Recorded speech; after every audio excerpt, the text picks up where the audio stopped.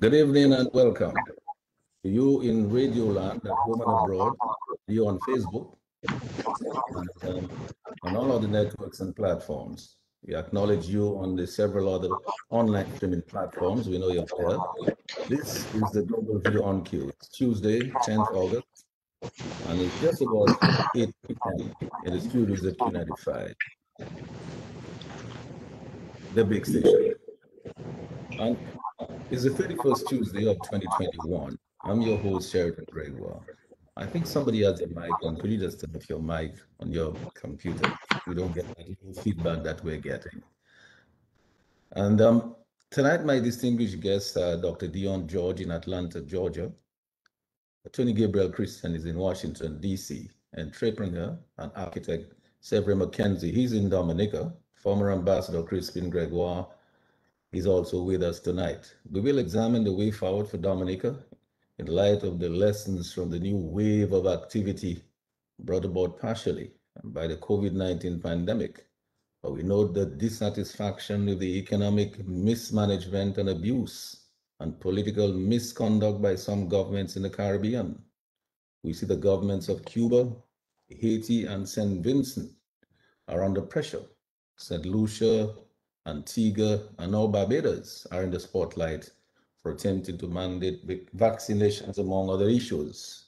But in Dominica, we see confusion in our parliament, the presence of police in parliament, the absence of stimulus packages for individuals, small businesses, tourism stakeholders, farmers, transportation providers, among others.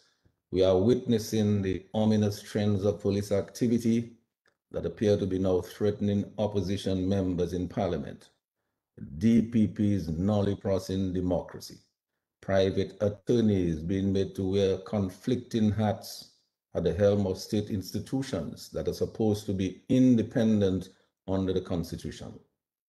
So what can Dominicans and friends of Dominica at home and abroad do to help reverse these worrisome trends?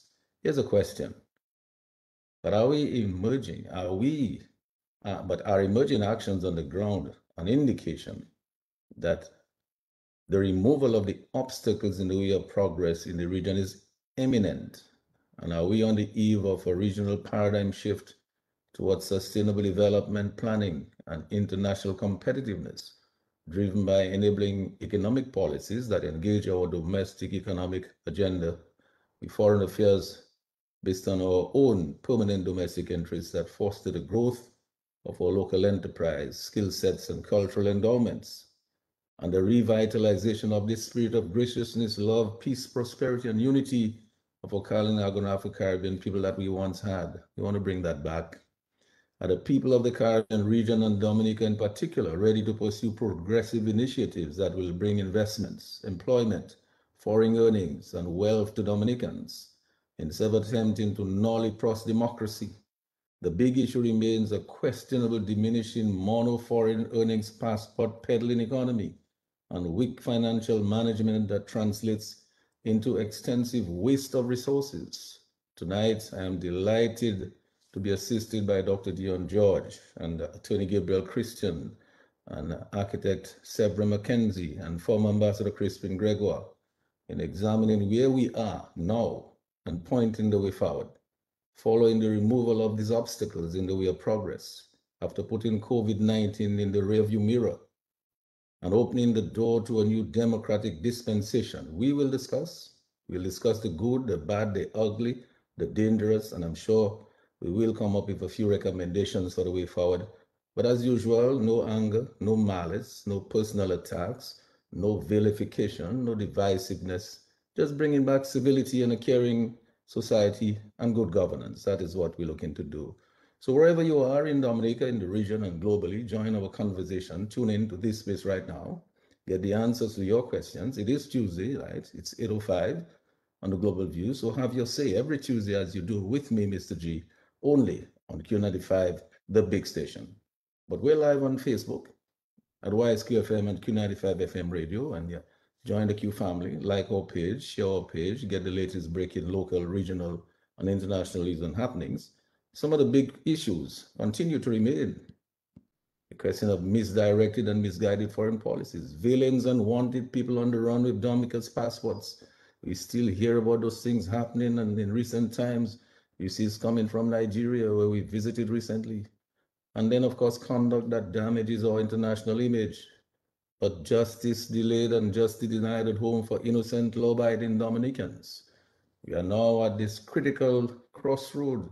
We must now choose to stand united and make modern electoral reforms and campaign finance reforms, long-term planning, to real sustainable development that values environmental preservation and proper natural resource use and management. So we continue to recognize the imperative to eliminate poverty, to stop corruption, to generate real income, high living standards, a better quality of life and health, justice without delays, and resilience and sustainability of our cherished Kalinago and Afro-Caribbean people. So wherever you are in Dominica, in the region and globally, join us. Don't go anywhere. Keep it locked right here as we continue to remind ourselves that Dominica still has too much widespread poverty, too much mendicancy, too much unemployment, insufficient jobs, too much abuse of women and children and the elderly, inadequate housing and increasingly brutal crimes, a struggling economy, insufficient affordable housing and health insurance and healthcare. None of these things are contributing to generating optimal wealth for Dominicans. None of it is eliminating this lingering mendicancy and dependency on handouts, or helping our people to independently maintain their health and become wealthy enough through a good sustainable job or through their own enterprise by utilizing and adding value to our natural and human resources, or enabling our people to independently take care of themselves and their families by ensuring a better quality of life and better living standards. You're still attempting to legislate public officers' salaries to about 1% increase and potentially sidelining the public officers union. So as usual, tonight we recommend you decide what you think about the information that we disseminate. But as usual, we say a heartfelt thank you to our healthcare providers and frontline workers in this escalating dreaded COVID situation. Please, we implore you to follow the guidelines and protocols. Play it safe, stay alive. So we shout it again, all of the Q families, happy to have you with us wherever you are, in your neck of the woods, in Dominica, in the region, and further afield in the global community. Our engineer Sheridan Norris is keeping us on the air, and Lambie Charles is on the console at Q95 directing the traffic as usual. He will take your calls at about maybe 9 p.m. or thereabouts. So let's get started. I want to go over now to this learned political scientist, Dr. Dion George, to make his opening remarks and get the ball rolling with initial 10-minute contribution to the conversation. And I also look forward to Attorney Gabriel Christian, who will hopefully tell us something about the podcast, Dr. Andre upcoming book launch. I know there's an interesting book launch coming up, I believe, on the 19th of August. I hope he will tell us something about that. And we look forward to entrepreneur architect Severin Mckenzie and former ambassador Crispin Gregoire following with their own 10-minute presentations and with some clear recommendations as to the way forward out of our current dilemma. Many people have been calling me and asked me today, what is going on with Irving Andre? I hear you advertise Irving Andre not in the program tonight. So we allowed him to get away tonight, but we'll make sure that he's on next week. So we will take your calls from about 9 p.m. after the first round presentations by panelists. And so now I'd just like to just go over to Dr. Dion George. I turn now to you, Dr. George, to get us going. Yes, good evening, Mr. Gregoire, and good evening to my panelists, Mr. Mckenzie, Mr. Christian, Mr. Gregoire Crispin, and of course, Lambie and Shewin. And to all our listeners, of course, we want to welcome the Holy Spirit in this discussion, that it would be worthwhile. And we give thanks for an opportunity of hosting such a program.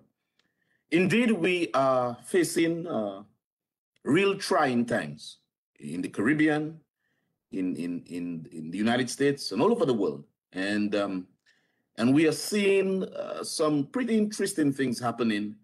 And so tonight, I want to focus on what has been happening in the Caribbean, particularly with governance and protests, and what does it mean? Can we interpret from the trend and from the current events as to what that means. And so the first thing I would like to talk about, of course, is protests and demonstrations. And indeed, for most democratic constitutional countries, the governments have instilled in their constitution the idea that government shall not make laws that restrict the establishment of religion or prohibiting the free exercise thereof. Indeed, the constitutions of democracies speak of government ought not to abridge the freedom of speech or of the press or of people to peacefully assemble and to petition the government when they face grievances. And so I mentioned that because persons who might be on a different political side might refer to what is going on as unlawful. But indeed, it's very lawful for people to protest, for people to petition the government, and for people to speak freely about their opinions. These are protected rights.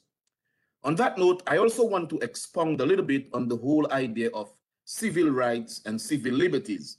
Of course, I think it's paramount to discuss that, particularly with the advent of governments attempting to mandate the vaccines. And so persons say it's my right. Well, persons use the word civil rights and civil liberties interchangeably, but notably there is a difference. The way I like to differentiate civil rights and civil liberties is to consider that civil liberties are restrictions on the government to allow persons to live freely. A good way of thinking of civil liberties is to say, for example, what the government cannot do. For example, the government cannot abridge your freedom of speech. Your government cannot just search your house without reasonable choice. The government cannot prevent, quartering into your home. These are limits placed on the government. So these are civil liberties. Civil rights, on the other hand, are actions that government does to protect your freedom. For example, in the United States, the 1964 Civil Rights Act, it's an act, it's a legislative law that government put forward to protect people's right to vote. Of course, 1965 Voting Rights Act is the same thing. And so the difference here is civil rights are actually actions to protect your freedoms, and civil liberties are limits on the government. And so to put that in context, when it comes to the COVID virus, I think what people are saying is that they want to express their civil liberties, i.e. that there are certain things that government cannot do to them or cannot force them to do. And of course, one of the ways of expressing that is via civil disobedience. Indeed, the word civil disobedience comes across as an oxymoron, like juvenile justice, civil disobedience. But there are deep roots in civil disobedience. Indeed, this started from Gandhi in India, and of course, Martin Luther King in the United States, which include things like sit-ins, where persons would just sit into a restaurant where they were not being served. Of course, the boycott, bus boycott, started by Rosa Parks. Indeed, the mass protests and marches.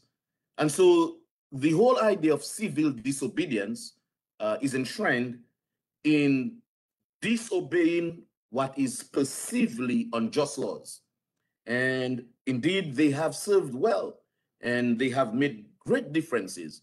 And so with that being said, one can note, for example, in South Africa, during the 1989, 1990 election, after the AP, that is the African Party, under President Botha, and then of course under de Klerk, with the apartheid regime, they lost to the ANC, to the African National Congress, primarily, of course, because the world put sanctions on them, but of course, because of civil disobedience. I would share that the United States one time considered Nelson Mandela to be a terrorist because, of course, some of the acts that he committed were violent and riots. But what was the result? The result was, after in prison, he became the president. And of course, we see the Arab Spring. If you recall, in Tunisia, in Egypt, in Libya, in Syria, in Yemen, where persons were dissatisfied with the autocratic leadership, they disobeyed and they protest. And we saw regime change in Libya. We saw regime change in Egypt. And so I give this sort of background to talk a little bit on what I would like to call the Caribbean Spring, almost juxtaposed to the Arab Spring. And so what do I mean by the Caribbean Spring? Well, indeed, we are seeing several protests in the Caribbean and other political events that I think worth mentioning. And so the first one I want to reference is St. Lucia. Interestingly, we saw and we heard via calypsos and on talk shows. Of course, it's inappropriate to use those Creole language, but they said God has something Shashni, where they swear to him. And of course, they protested, and we saw the results. We saw the results in a landslide victory of the opposition. Indeed, there were 17 seats to be had, and the party that would have won ought to have won 9 of those seats. And we saw the opposition, Labour Party, of course, led by the new Prime Minister, Philippe Pierre, getting 13 of those seats. And the incumbent, led by Arlene Chasney, only getting 2 seats, right? And so what does that mean? Well, what it meant is that the people of St. Lucia were dissatisfied with status quo, right? And so one might say, okay, so what was so dissatisfying? Well, to do that, one can refer to their platform. What did these people stand for? And I mention that simply because sometimes people ask me as a political scientist, are there any distinct difference between the Labour Party in Dominica and the United Workers' Party on policy? Or is it simply that people vote for a party because it's a party, or people vote for an individual or dislike an individual? Is there real policy differences? Clearly, in St. Lucia, there were. In fact, the United Workers' Party, which was the incumbent, which of course is the outgoing government, they said that if they were given a second chance in office, they would focus on providing free textbooks. They argued that if they were given another chance, they would provide electronic textbook and so forth. And so they wanted that mandate. There was another party, it's called the NGP. They noted that they needed more food security in St. Lucia, and they needed constitutional reform. Something, of course, we have talked on this program about, constitutional reform. But of course, we saw the result, a massive result in St. Lucia, and the electorate decided to vote overwhelmingly for the opposition party, right? And the next country I would like to touch on is Cuba. Of course, we saw via social media the protest that's going on in Cuba. But Cuba is a very interesting country, something that is of geopolitical strategic importance for the United States and for the Caribbean as well. And so somewhere around 1895, there was the Spanish-American War, in which the United States won, and winning, they got to take Puerto Rico, and they got Guam, but they did not colonize Cuba. They considered Cuba to be a protectorate, i.e., you're not a colony, but I will protect you. And in that agreement, they came up with a Platt agreement, Platt, the Platt agreement, that says, for me to protect you, Cuba, allow me to be close to you strategically. And so they list Guantanamo Bay to set up a military base strategic to protect Cuba from Spain or from anybody else. Of course, today Guantanamo Bay has a military base, but they also have a prison there. But more than just giving that background on Cuba, in somewhere about 1959, after having a series of strongmen politicians, including Batista, of course, Fidel Castro, July 26, the July movement, of course, overthrew Batista. And since then, since from 1965, the Cuban has been governed by the Communist Party. I mentioned that to say, of course, what I call the Caribbean Spring. That is, we are seeing for the first time, if all things remain equal, that the Communist Party might lose the election in Cuba. And so the cause, one might say, so what are they concerned? What are they fighting for? Well, ideologically, some people might say, well, I love socialism, I love social democracy, I like Cuba. But the concern in Cuba right now is food security. A lot of people believe that they are suffering, amid the COVID-19. And so what we are seeing is a fight back from the administration. We are seeing videos of live shots and tear gas being fired in the public. And so Cuba remains something to pay attention to, right? Again, in this whole trend of understanding what's going on in the Caribbean, the third country I would like to visit is Haiti. Somewhere in July 7th of 2018, we saw that Haiti was really suffering economically, and the fuel prices was unsustainable. It was really, really high. And so, of course, the Haitian people, as they do very best, they protested and they revolted. I will share with you that between 2018 and 2019, over 187 protesters were killed. Now, interestingly, while 187 persons are killed through protests, hear this, 44 police officers were killed, right? And 2 journalists. And they are protesting against the government. What ultimately happened just last month, on July 7th, 2021, is the assassination of the president, Jovenel Moïse. And what is the point here? We are seeing this revolt. We are seeing these acts of civil disobedience, and some of them are real open violence against governments, right? Another example, St. Vincent. 2 weeks ago, we saw what happened to our good friend, Ralph Gonzalez, where he was hit with a stone in his head. Again, what is the cause? People think that he's corrupt. People feel that the way he's handling the COVID, not only that, there are talks that he received financing for the volcano, and folks felt it was not distributed equitably, and they are revolting.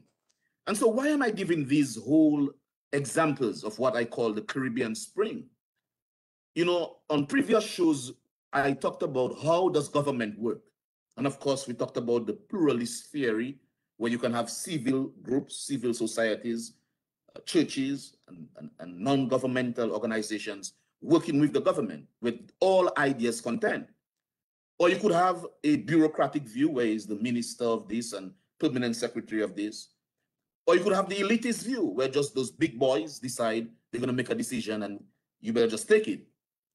But I said, what I fear is that we will get to this point of the social movement theory. And what that means is people will protest when their backs are against the wall. And so that's why I give all the examples of what is happening in the Caribbean. Okay, let's consider Dominica. So let's say, for example, somebody supports the Labour Party and that people are protesting. Well, one can say, oh, people like to complain.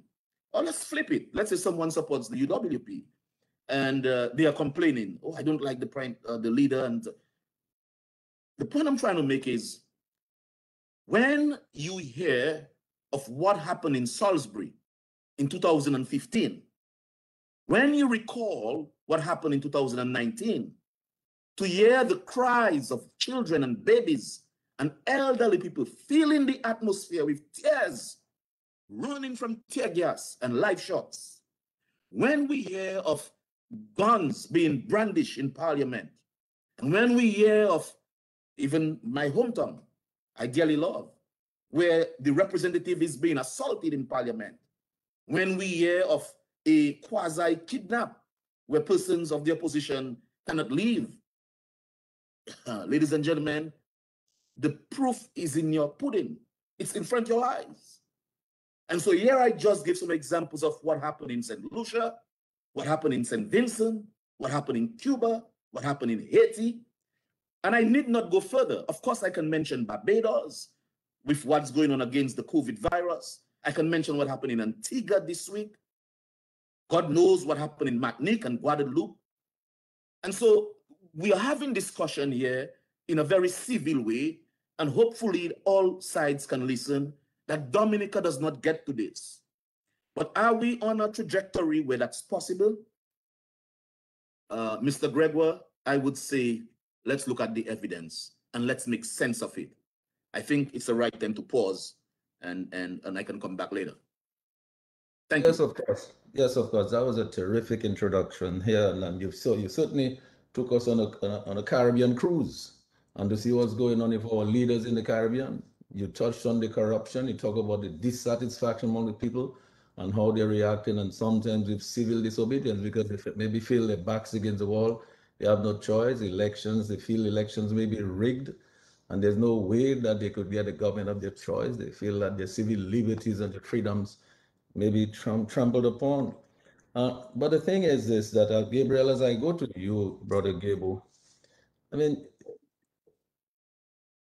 Dion took us on this tour of the region, and you saw the wave of activities that is taking place. We see this satisfaction, you see how people are reacting. Even Mayor Motley, who had a clean sweep, look at what is happening in Barbados. People are certainly dissatisfied about things. So what do you think, Gable? I mean, what do you think is currently contributing to those kinds of protests and those kinds of feelings? Is it that people are just not satisfied, that they're just playing the fool, or they really have genuine concerns that these people are hurting? And are they concerned about the character of their leaders and about the fact that they're having difficulties changing the government in some cases? St. Lucia was able to do it successfully.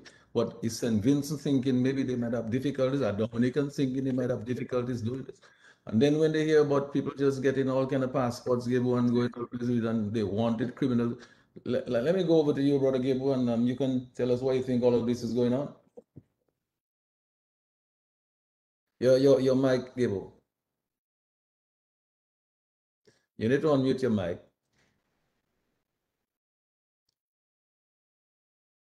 We're not hearing you, Gable. You have to unmute your mic.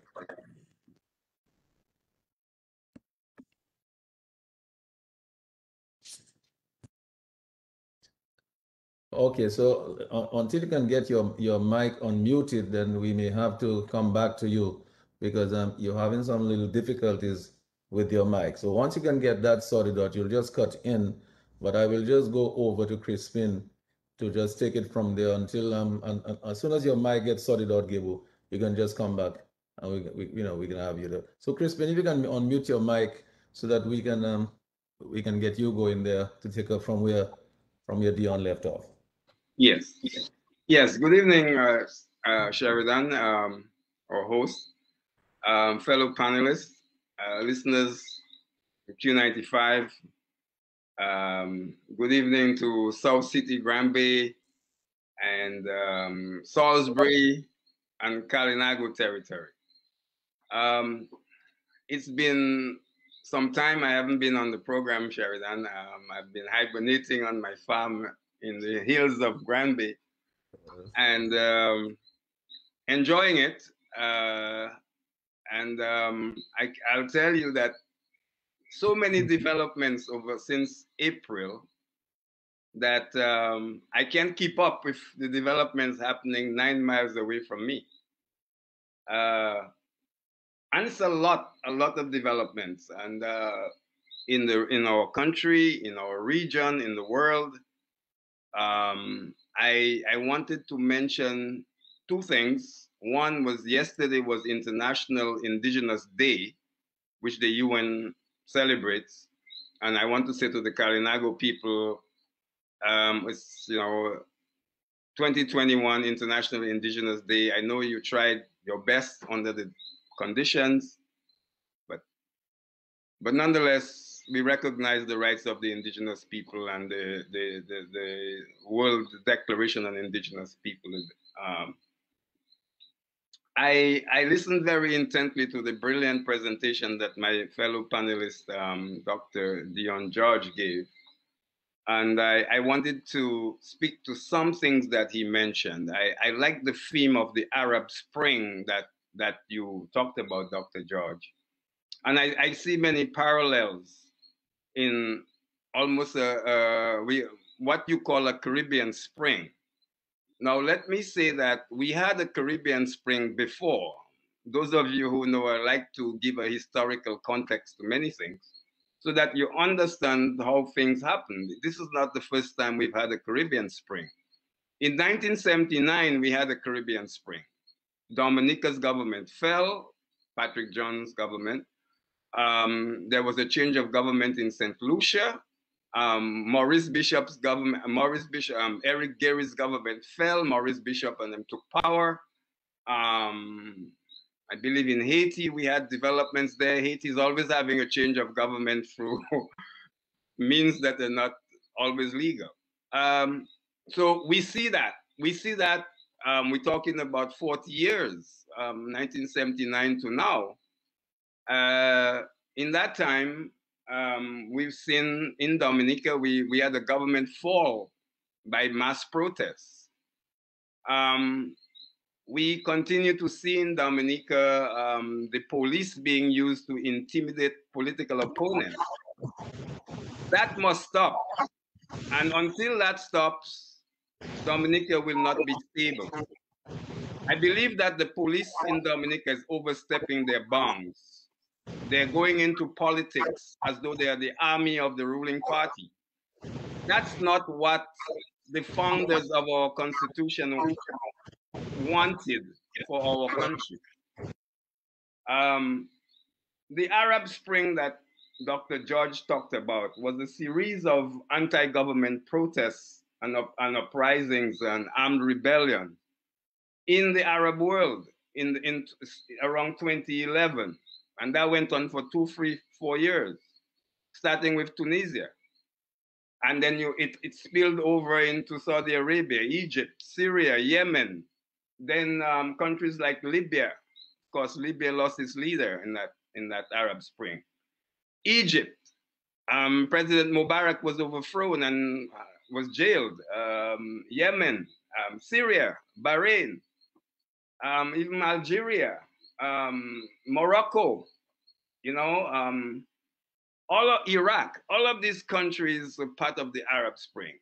Now, if you look at the Caribbean now, we can say that an Arab Spring, a Caribbean Spring is emerging. And let me say that that word spring actually comes from 1968, when the Soviets invaded Czechoslovakia. And the backlash against that was called the spring, and the whole of Eastern Europe had political problems, and the Soviets used massive force. What's happening in the Caribbean, you can go back, let's say, over the last 2 years. First, starting with the Dominica fraudulent election that happened in 2019. And Dominica could not have that fraudulent election without bringing foreign troops. That's a serious development when you have to bring foreign troops here to hold an election. That is not the kind of conduct that our elections deserve. Our elections deserve to be free and fair. our elections deserve to have an electoral commission that does its work. And the electoral commission in this country has not done their work for the last 15 years. They really need to go. And the way to is not to just replace them. I'm saying that in no uncertain terms, and I make no bones about this, that the electoral commission must have civil society representation on it, and to remove the voting power of the representation of parties. So the parties must have no voting strength on that electoral commission anymore. And I would say I would put the onus of bad governance of the electoral commission at the feet of the president of Dominica. Because the president of Dominica is the one to ensure that the electoral commission does its work, and he has not done that in his entire tenure as the president. And I'm putting the onus at his feet. I say that because this country is headed to chaos. This country is headed to upheaval. And if we don't take steps in the next few weeks and months, we will end up being one of the countries that has protests. And I would say further that the conduct of the Dominica police needs to be addressed. Otherwise, what's going to happen here is the civilians will take on the police. We are very, very, very close to that. And I would not like to see that happen. So going back to the larger region, what we see in terms of the CARICOM map, we had a change of government in Guyana in last year. We had a change of government in Suriname. The interesting thing about those two country changes is that both countries now have presidents who come from an Indian ancestry. That's significant, both countries. For the first time, Suriname has had a person of Hindu background as the president, Mr. Santoki. I had the chance to work in Suriname, and I actually met President Santoki many times and even spoke at his party's conference when I was working there. Guyana, I also worked in at the same time I was working in Suriname, and Guyana, as we all know, had many problems. The way the government changed in Guyana almost brought Guyana to chaos and crisis. We now see, fast forward to 2020, the onset of COVID and how some countries have tried to deal with COVID, and some countries have not addressed COVID in the way that it should be addressed. I would say this about COVID and Dominica. I appreciated and supported the way the health authorities managed the first phase of the crisis. We're now into the second phase. And I worry about our ability to manage that next phase because many errors were made, and errors that come from the highest level of governance in this country. And I will not go into those details now, but I want the Dominican people to realize that what happened over the last 2 weeks did not just happen. There are people in the government who are involved in making that happen. And they need to be accountable to the Dominican people. That's one. The second thing is that you cannot address COVID-19 by just doing a health strategy of having the best whatever response in terms of ventilators or mass distribution and all of that. That is important, but that is not the only factor that you have to address. As a government, you must, for there to be any effective response to COVID, you must address the social determinants of health. And by that, I mean, you have to address employment. You have to address food security. You have to address education. You have to, because COVID has turned everything upside down. And now, if you think that you're just going to do a health strategy and solve the problems of COVID, well, later for you, because the people are running ahead of you already. They're saying, look, we can't wait much longer. You didn't give us a stimulus package. You just passed the budget. No stimulus for the Dominican people. What do you expect? The Dominican people are on edge. I can tell you. And had it not been for the remittances that sent from the diaspora, this country would already have collapsed. And I say that with very, very serious concern, because the way the diaspora is treated by government is as though you are just there to supply some votes when we need it every 5 years. But there's no policy. There's no policy to the diaspora. And the diaspora is most important, has been most important. I said to the government, they think they're doing so well here. The diaspora sent over the last 10 years, 450 million US dollars. That's what the diaspora sent. Had it not been for that invisible hand, we would have collapsed already, because there's no economy here. And I want the government to tell me, where's the economy? They've been building geothermal for the last 20 years. They still haven't produced 1 kilowatt of electricity. So when I listened with dismay last week to hear what transpired in our parliament, I realized that Dominica is headed to, we are well on the road to crisis, political crisis that is, that has been building for the last 3 years. And we cannot continue to bury our heads in the sand and say everything is well. Everything is not well in Dominica. And so what you see in the other islands, in Antigua, St. Vincent, that kind of discontent is the failure of the governments to address the social determinants of health.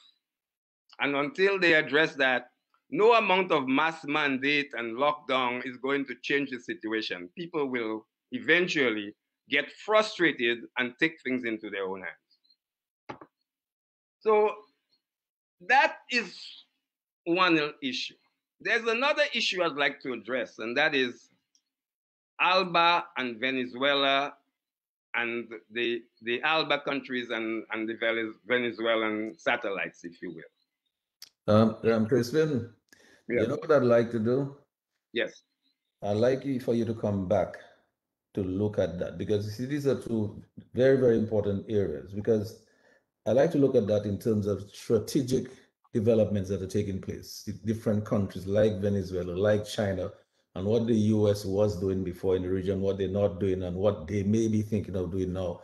I really would like you to come and deal with that for us in a full way. And we come back. Okay, and let me just say one thing before I end and to my next colleague. And that is, all of the countries that have difficulties now are Alba countries. So St. Vincent is Alba, Antigua Barbuda is Alba, Dominica is Alba, Cuba is Alba, Venezuela is Alba.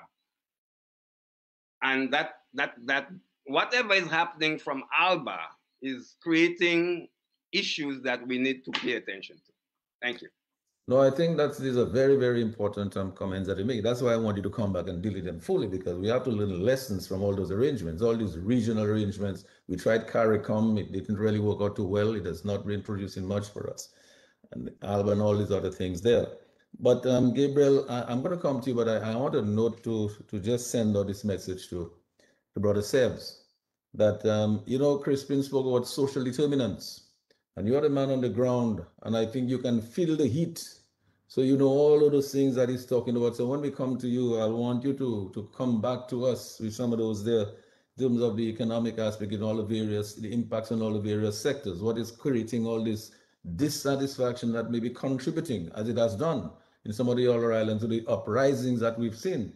And are we going to witness another Caribbean Spring like in '79 because of those kinds of dissatisfaction and dislocations?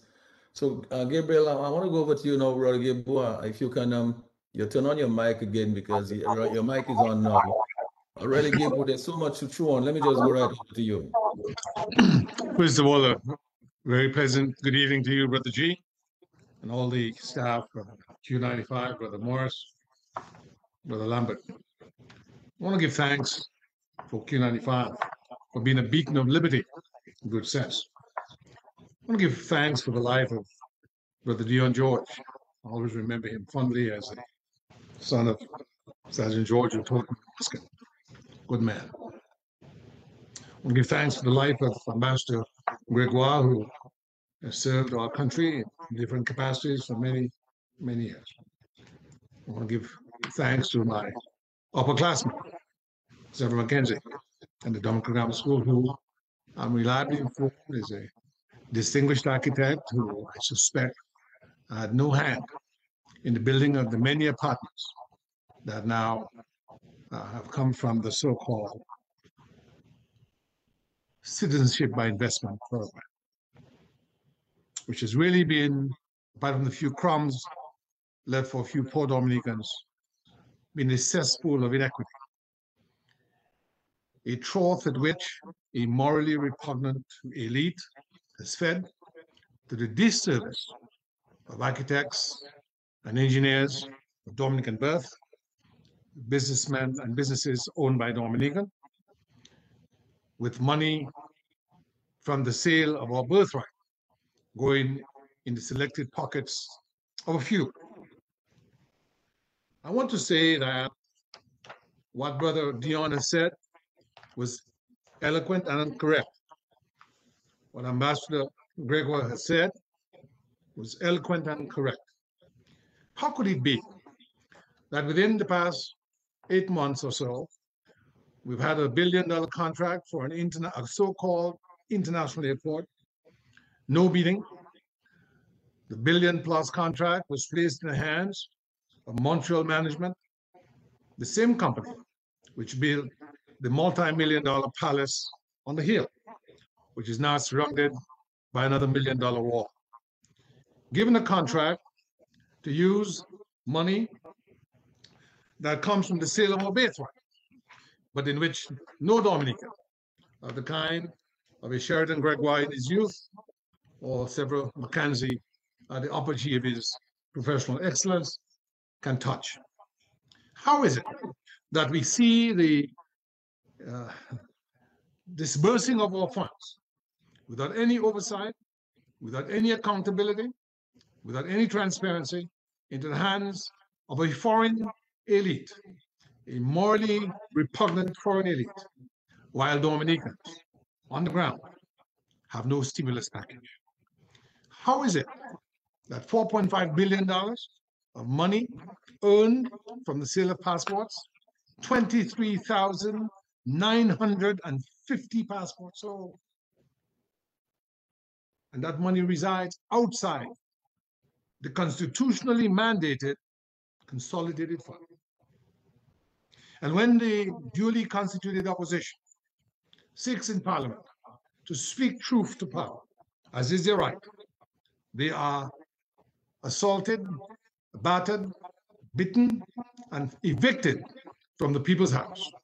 And Angelo Severin, in a $26 million palace next to the ruins of the National Library, says nothing. And Roosevelt Skerritt, in a multi-million-dollar palace on a hill built by the same Montreal management, says nothing. And in the midst of this COVID crisis, where people can't work, people need money to buy food to eat, they have needs to have electricity services and other essential services, are robbed of the opportunity to have a stimulus package when the money exists, but has been placed outside the treasury of the Commonwealth of Dominica. So what we have, ladies and gentlemen, brothers and sisters, I verily say unto you, is not a natural disaster, it's a man-made disaster. It's a catastrophe. It's a cesspool of corruption, which must then result in only one conclusion this evening, that we unanimously must call on the government, the regime led by Roosevelt Skerritt, that we have warned time and time again to resign, give way to a caretaker government, so that Dominica does not become like Haiti and the other failed states, where despots stole that which they could and shared it with their friends and family to the disservice of the nation. Let me say a few things about COVID-19. COVID-19 really is almost akin to a perfect storm, in that it is superimposed on the pre-existing condition. So what doctors tell you is that if you were healthy, well exercised, well nourished, and you get COVID, you may be able to pull through because your existing constitution as it is makes you more resilient. However, if you are a cancer patient, you're diabetic, you have issues with multiple sclerosis, or any such a condition which impairs the lungs or the other parts of your body, those pre-existing conditions make you disposed to the disease, having a stronger grip on your constitution. Dominica is equivalent to what I call a patient with pre-existing condition. What are those pre-existing conditions? We are in a society where the civil service is very stressed, where they cannot earn a decent pay for the work that they do.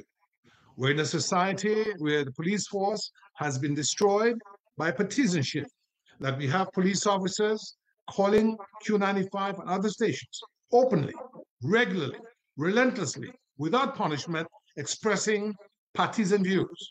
We have a society where the monies of the country are used in a manner to service the friends and family of the prime minister.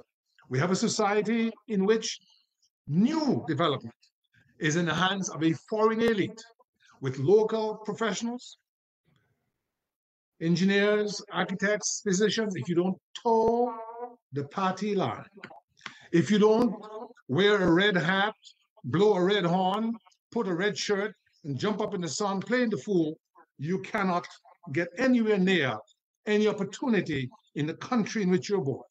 Where we have doctors like Irving Pascal, Sam Christian, Hazel Ricketts, Dale Dangleman, and others, unable to practice medicine at the hospital where they were born, while Cubans, Chinese, and others rule the roost.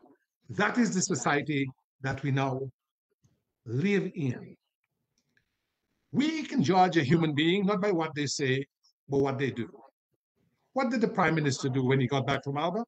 Did he submit to quarantine? Was that the law? Or did he break the law? Well, it is not a surprise.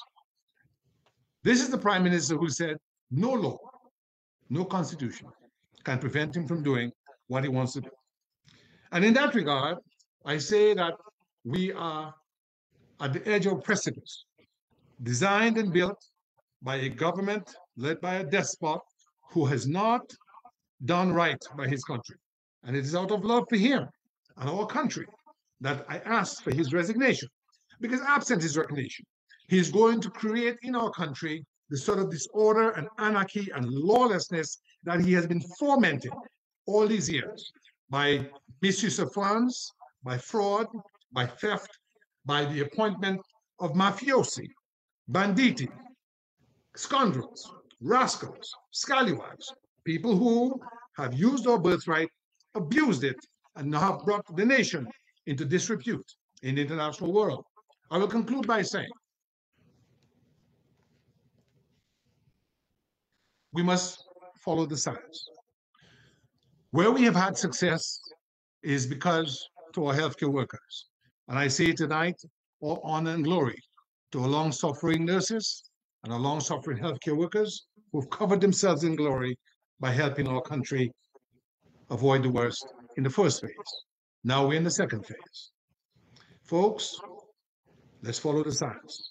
Let's disassociate the need to be vaccinated and to follow proper protocol from Roosevelt's carrot.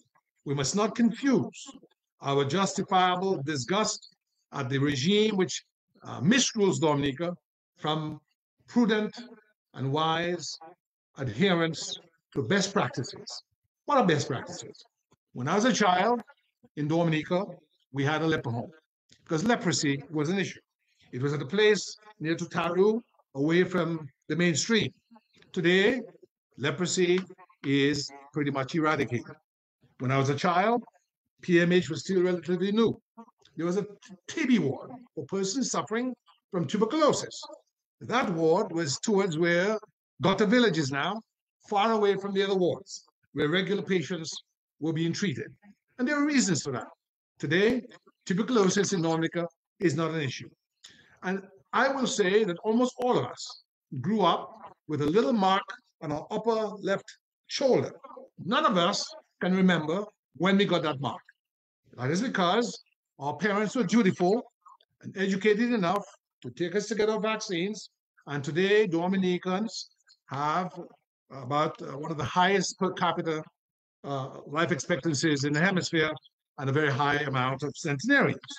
So we must understand that when we grew up, we saw surgeons in the operating theater with masks and with gloves. They wore those things because it inhibited the transmission of bacterial agents and viruses. And so we must not confuse our responsibility to community and to country with our justified disgust at the way in which we've been misruled. Take your vaccines, honor best practices, honor healthcare workers, ask the government, and work for the government to be removed from office at the earliest opportunity, because Dominicans cannot afford anymore to be led in the way that we've been led, or misled rather, to the disservice of our dignity, our human respect, and the prosperity of our nation. Thank you very much. And very well said, Gable. Very, very well said. I mean, we all can recall, just before I go over to Sebs, we all can recall that, as you said, we all took our vaccines. We've taken many vaccines. We didn't even know what we were taking. Our parents, as you said, dutifully brought us there. We couldn't get into a school. I mean, in most schools, you can't get in unless you have all your vaccination, have all your shots. Go to school in the States or in Canada, you have to have your shots. And of course, so I've had both shots of the vaccines. I'm still here. And most of us here, I believe, maybe all of us here have had our shots and we're still here. We do know that people have been concerned about the mask sometimes, but one of the things I've heard people say, well, how come we're not hearing about so many incidents of the common flu? Well, isn't it possible that because we are wearing those masks, it is preventing us from catching those viruses, and the same common flu virus is not coming through? Therefore, that is why we have less incidents of the common flu. Simple. Now, again, before I go over to you, Sebs, I just thought I would say this in terms of simple common sense, Gabriel. I remember Governor Cuomo, who's now on the brink of resigning for whatever, for some reason there, sexual harassment. He has resigned. Today, yes. Yes. Now, here is the thing. I remember this man about a year ago on the television every single day reporting, but I remember in another little window on the side, a little side screen, you were seeing just a string of dead bodies, in body bags, and they didn't have place to put them. People were dying. People were just dying everywhere. And they had to be putting them in refrigerated containers. They couldn't find enough funeral homes that the funeral homes they could not take anymore. The burial grounds could not take anymore. And then everybody said, listen, we need a vaccine. What's going on? We need a vaccine. No, we got a vaccine. And then when the vaccine came, you saw what happened to Cuomo. Cuomo, everybody was talking about numbers going down and hospitalizations going down and deaths going down, ICU going down and ventilators going down. He got rid of all the external temporary hospitals they put out. What it told us is that the vaccines worked. Less people died, less people got the thing. So it says the vaccines work. Now, here's what's happening. Give me one more second, Sebs. Here's what is happening today. We're hearing the reports that 99% of the people who are in the hospitals now are people who are not vaccinated. These are the people who are catching the virus and are getting very, very ill, and they're in the hospitals. And it's also more prevalent, and the hospitals are more full, and the rates are going up much in the States, in the United States, for example, where you have all these people who are governors and political directorate who are anti-vax and anti-masks. They don't want to get rid of any mask mandate and so on. But then, now I'm hearing some of them, like Texas, saying that we need help from the neighboring states. After they said, listen, just like Florida said, we want to get rid of this mask mandate. Any school that tries to enforce a mask mandate will take away your salaries. But then the hospitals are full. I just thought I would say this. So just to say this, I'm not the one who's going to tell people to take vaccines or not. I can only say that I've taken it and I'm okay. My family has taken it, they're okay. But we've taken vaccines all our life. And I just wanted to make the point that many, many, many people were dying. Thousands and thousands, millions of people were dying. before the vaccine, and that slowed down considerably. And what is causing an increase again is the unvaccinated people. They're the ones who are ending up in the hospitals and getting very sick. Now, these are just facts. Sebs, I wanted to go over to you because you see, you're the guy in the kitchen that's feeling the heat. I mean, you're a professional down there. Our brother Gabriel Christian spoke about some of the professionals. He spoke about the MMCE that seems to be getting every contract that we can think of in Dominica, hospitals, clinics, airport, everything, homes, housing units. And I understand that the local people getting very little. We hear about $4 billion. Gabriel mentioned 29,000 something passports that may have been sold that we know of. That's a lot of money out there. If this money is out there, why is it that our people cannot get some of the job? Why isn't that some of that being put into agriculture and put into industry and into construction so that our local people in tourism and so on, so our local people can take advantage of this and create the jobs and the exports and the living standards. Sebs, I really wanted you to take us through what is really going on down in how the private sector is feeling this thing, because I'm still not hearing, I saw nothing in the budget for stimulus, and I'm still not hearing of any stimulus, although we're in a lockdown to all intents and purposes. You want to unmute your mic, Sebs.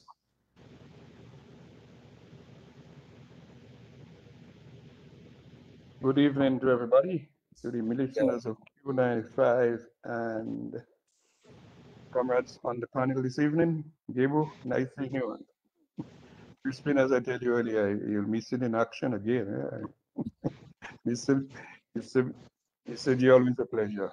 Dr. George, good evening.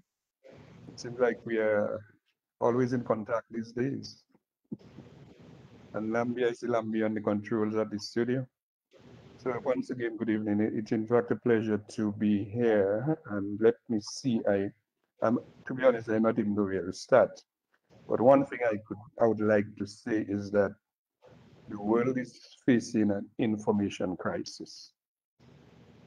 There is so much choice, so much choice as far as information is concerned. I tend to think that human beings have become more stupid with all the access that they have to information. And our grandparents seem to have been much smarter than us. If you even look at the voting patterns of our parents and grandparents, the ability to change governments and those type of things so easily, based on the information that they had.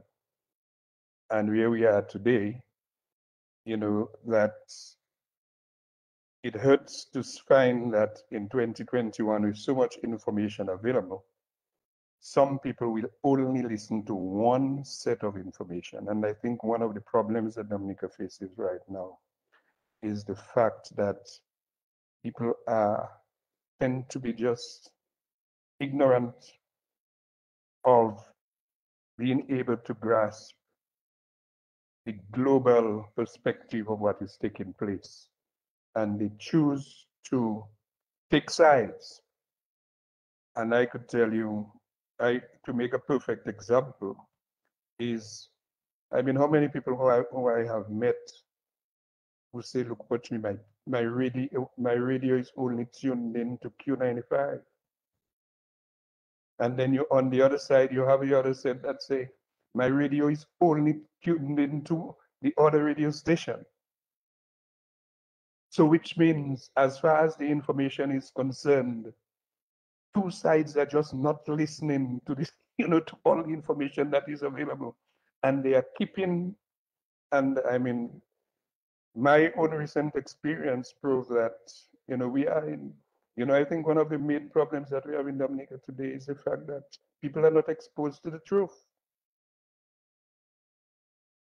Because they choose what is their truth and they defend it with their blood. Even if the truth that they believe that they're defending has absolutely no facts or no truth in it. And the whole thing about fake news and fake information and all those type of things, it's just worrying, because I'll give my recent experience was with the electoral reform process in Dominica, where when we know that over the last few years, Dominica has been crying out for electoral reform. And before the last election, I think the whole the struggle reached a point where it appeared that something was going to happen because people were really agitated, and then somebody dropped the ball, and the cry of no elections without electoral reform was lost. So there were elections without electoral reform, and we saw the results. And the thing about it is that when politicians make this type of mistakes, we as the population have to suffer the consequences, because we as a people only have an opportunity once in every 5 years, when we go to the polls. And when we go to the polls and we make that decision, and then there is a result, the losers will cry, and the winners will rejoice. But then we say that we have to go according to the rules and according to the Constitution. We have to abide. So then we are back to square one. So when Dennis Byron was appointed to do the consultancy on electoral reform, my position was that you engage Justice Byron,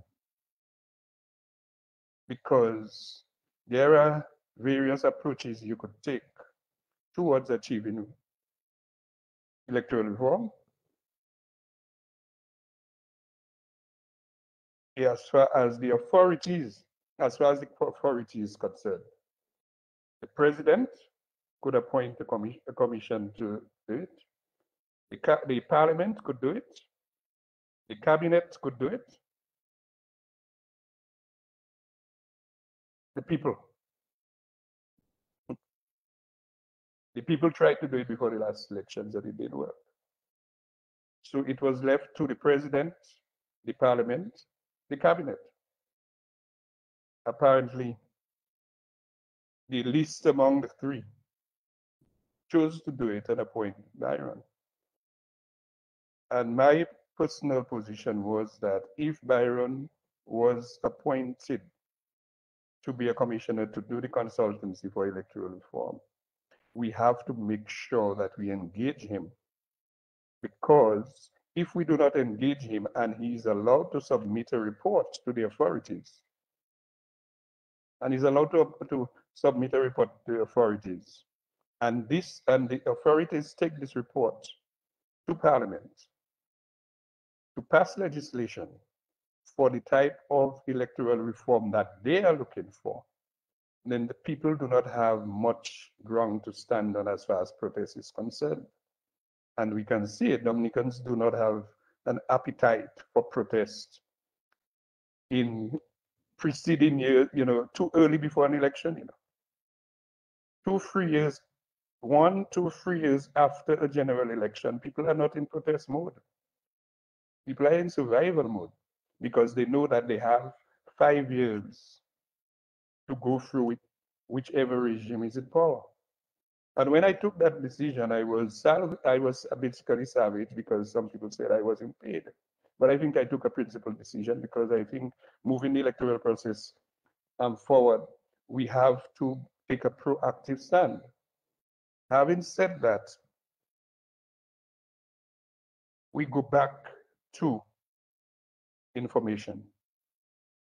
And I maybe dare say that one of the reasons why the Cuban Revolution has been that successful for the last 60+ years, and has even been successful, even in the economic hard times that Donald Trump was able to put on them during his administration by reversing the policies of Barack Obama, is that the Cuban information system reaches everybody in Cuba. You know, everybody. So there is not much. There, people have access to social media and things, but the media, people listen and people get information from the government. It may, some people may challenge it and say it's not a good thing, but at least the information is getting to the people. And this is one of the reasons why they have been able to stay together.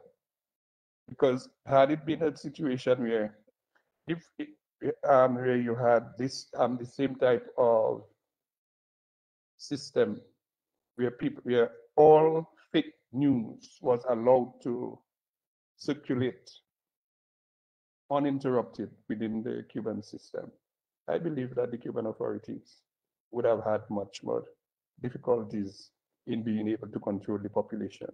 I'm not saying it's a good thing, but I'm just saying information is one of the things that's necessary when you want to, as far as change is concerned. Because if people are not informed as to what the whole change is all about, then you are going to have a certain level of resistance. If you permit me, Mr. G, I would just like to share with you some thoughts that I have, which actually which gives some type of historical analysis of the struggles that we have gone through and the stalwarts that were involved. And in fact, I call it political silence and irrelevance. And this is because as I look at our multitude of stalwarts in the struggles who have gone silent these days, because I was speaking to one of our comrades, Para Riviere, and then guy told me, oh, Para just celebrated his 80th birthday. Para just celebrated his 80th birthday. I mean, it was, you can well imagine the contribution that Para made from the 1960s. Yeah. So, having thought of that, I just put this together so that we could put it into perspective and go back to the, and it goes this way, the decade of the 20s, which is our decade, the present decade, marks unnoticed 50 plus years of struggle. It was in the latter part of the 60s and into the 70s that some young, militant, vibrant, energetic, determined, intelligent, and conscious Dominicans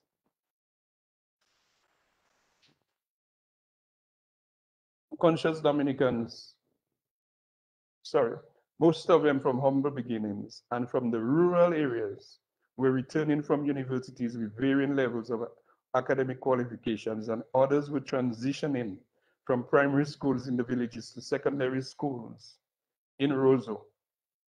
The hostels of St. Mary's Academy and the Dominica Grammar School were bubbling with activity. Mature political discussion among the youth was the honor of the day in the 70s. The political environment in Dominica was electrifying. Premier Edward Oliver LeBlanc had just won an election in 1970 with the electrifying team, which resulted in 10-1.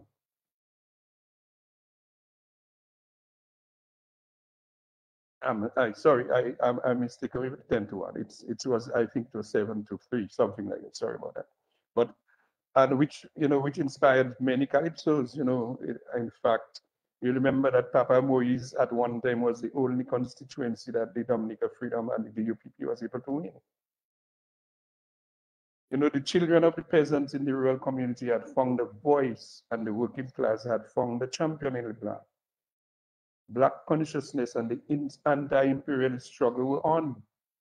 So too was the anti-communist propaganda and the Dominican youth, led by what was referred to as radical leftists, soon became involved in political education, led by highly educated university graduates. The movement for New Dominica emerged from the new group of intellectuals. And parallel to that, also emerged the Rastafari movement, popularly referred to as the Dreads. And this brought about the introduction of the herb marijuana. During that time, another young Dominican was attracting international attention in Canada. Rosie Douglas was championing the cause of Black people and was jailed, leading the freedom to the when we and then we also led the free. I don't know if you remember leading the Free Rosie Douglas campaign. And in the United States, you had Malcolm X and Martin Luther King, you know, the Black civil rights leaders who were assassinated. And then Nelson Mandela, who was jailed in South Africa. So the liberation struggle and the liberation struggle in Mozambique, Rhodesia, now Zimbabwe, Angola, all these were intensifying and, you know, attracting popular support, international support. And the Cuban Revolution was gaining solidarity. So as we move forward, you know, you know, into Dominica, we had, you know, the struggles in a situation with Castle Bruce and Grand Bay, you know, the role that Afi Martin played in the Castle Bruce struggle. You know, that it was nationalization, but, you know, CDC had to give up some of the farms because of the Black Power movement and, you know, the type of consciousness that was taking place. And then you had then you had in 1979, by the end of the 70s, you know, the progressive movement in the Caribbean appeared poised to take the reins of power. So you had in 1979, Eric Gary was successfully deposed by the New Jewel movement led by Maurice Bishop. And then in Dominica, the Dominica Labour Party was replaced by the interim government. So you have all these things to talk about. Whereas on the international scene, we saw the downfall of Somoza in Nicaragua, Idi Amin in Uganda, the Shah of Iran, and it was real. The world basically was really, basically exploding. And then came the decade of the 80s, which witnessed the beginning of the end of the progressive movement. The Dominican Liberation Movement, the collision of the Working People's Vanguard, the People's Progressive Party, the Popular Independence Committee of Rosie Douglas. You know, they failed to win a single seat. And I must say that if we go back to 1980, if we go back to 1980, I personally believe in 1980, Dominica saw the most competent team of political candidates in a general election, where you had the candidates of the DLM, Para Riviere, Ron Green, Afi Martin, you Pierre Charles, there were so many, in the DLM alliance. Then you had the Freedom Party with another slate of, qualified candidates, professionals, Brian Allen, Charles Maynard, Ronan David, Eugenia Charles, to name them. Even Oliver Seraphin's party had another slate of what you could refer to as very mature candidates, and compared to what we have now. So I believe, and even Patrick John had his own, who ran the elections in 1980, also had a good slate of candidates.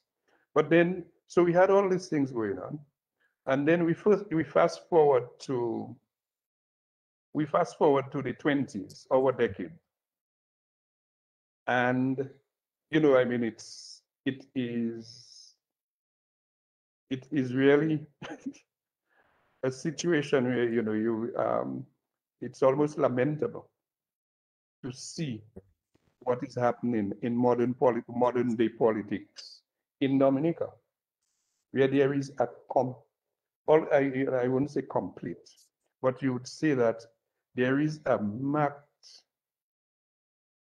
lack of interest in governance in the country. That is what I was trying to extract from you, Sebs. You can see the comparisons over the years, right? You see what you have today, and you see what it is resulting. You see the effect and the impact of that. Because if you contrast these eras before to these eras now, if you look at the Leblanc era where farmers were getting wealthy, the economy was doing much better. Now you have a different era where people are not doing well at all. We have billions of dollars out there, but it's not impacting the sectors that matter. I mean, the natural resources that you have are not being, there's no investment going to them, and these are not being converted into exports and generation of foreign earnings and jobs and so on. It's not creating wealth for the ordinary man. Whereas in those days, in the Leblanc era, farmers were getting wealthy, they send their children to school, they build their houses, and they did well.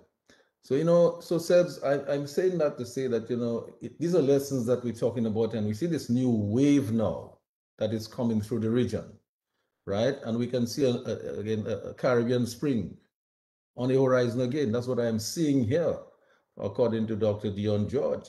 And Dion, I wanted to sort of, if you would take it from there, because I mean, Sebs is showing you the history, showing you where we don't have it anymore the way of the guys before us had it before, and you can see the marked difference in our lifestyle, our quality of life, and our living standards.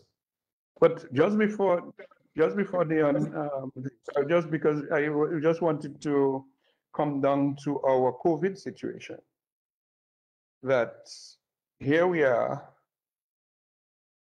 experiencing the pandemic for the last 19 months. So we are heading towards 2 years.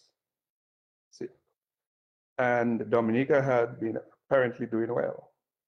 And then all of a sudden, we've got this explosion at a time when our healthcare workers are COVID fatigued. And the type of regulations that are being put in place are really regulations that were necessary when you did not know what was coming. But with a vaccine in place, more access to testing, and knowing exactly what COVID could do, the dangers of COVID and how it can be controlled. Because one of the things that we know now is how it can be controlled. The private sector is really being given a very bad deal. And I refer more specifically to small businesses, because basically what the curfew order that has been placed as a result of the worsening of the pandemic in Dominica is affecting small businesses more than anyone else.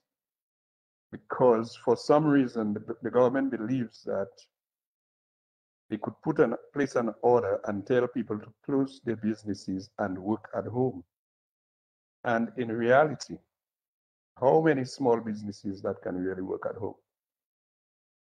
So what you have actually done is to tell the small businesses to send your workers home and shut down operations with absolutely no indication of some type of compensation coming in place for revenues lost to the businesses and income that these businesses, the employees may have to decide as to how they're going to get paid. Because if you do not have the capacity to work at home, how is your employer going to pay you? Especially when most businesses in Dominica are working from hand to mouth. So there are a number of things that we have to do. In fact, just over the weekend, we had a very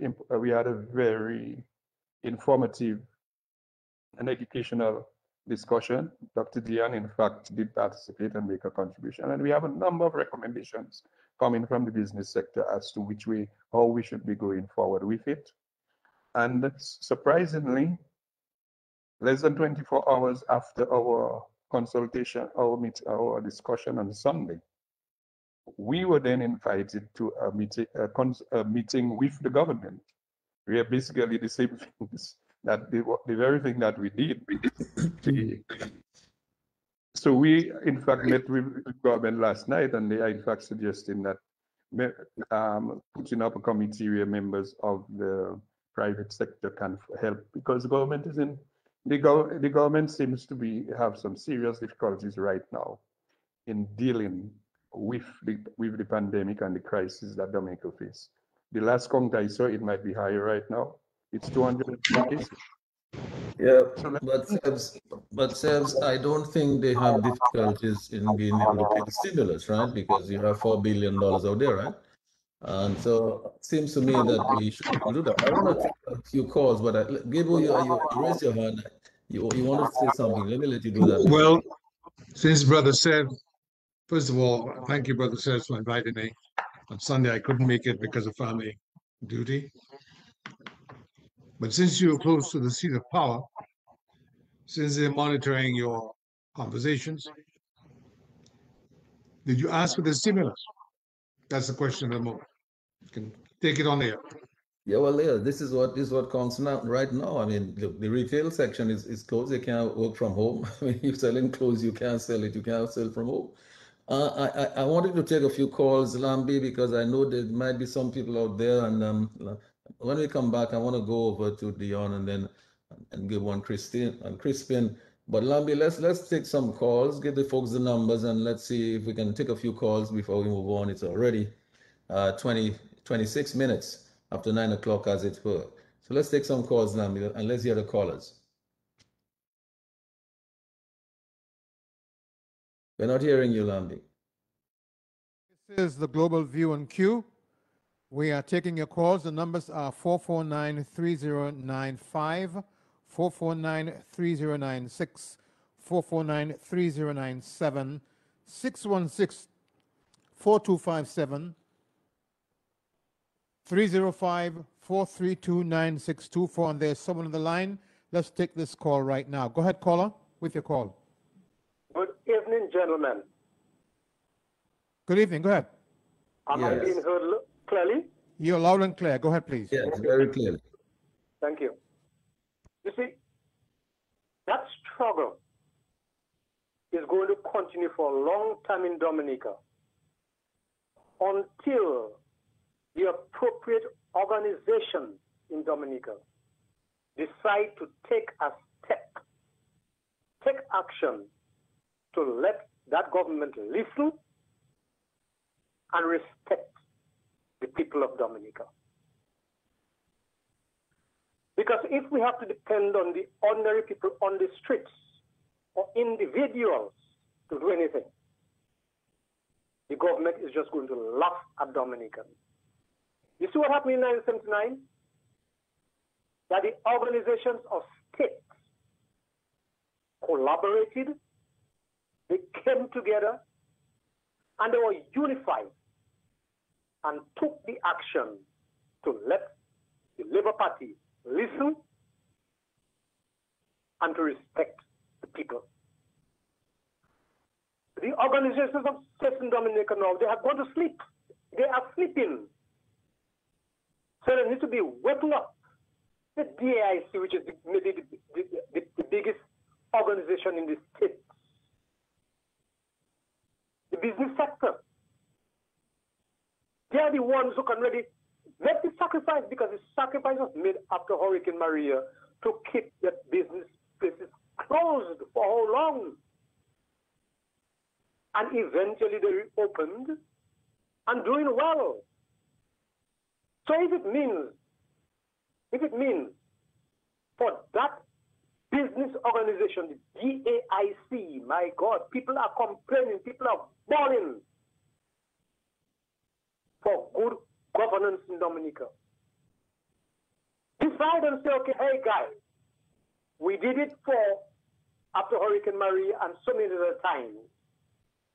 Let the government listen to us because we pay a lot of taxes to the Treasury. Thank you, caller. We Let have that. them listen to us and take the necessary action to let the government speak to the organizations of state and to the people, and to tell Roosevelt Skerrit that he must stop saying that no law, no constitution will prevent me, Roosevelt Skerrit, from doing what I have to do. Dominicans have said, c'est pas ça. Thank you, caller. We appreciate it. We've got many calls coming in. Let's take this other call. Good evening, caller. Go ahead, please. Good evening, Lambi, Good evening. Mr. Gregoire, and both Mr. Gregoire, Gabriel, and Yes, Mr. sir. Mckenzie, and the gentleman from Salisbury. Boy, I'm listening to this conversation. Very, very, very informative, great. And Sheridan, I'm going to start with you. You asked a question when you went over to Mr. Gregoire, and you answered the question in the question.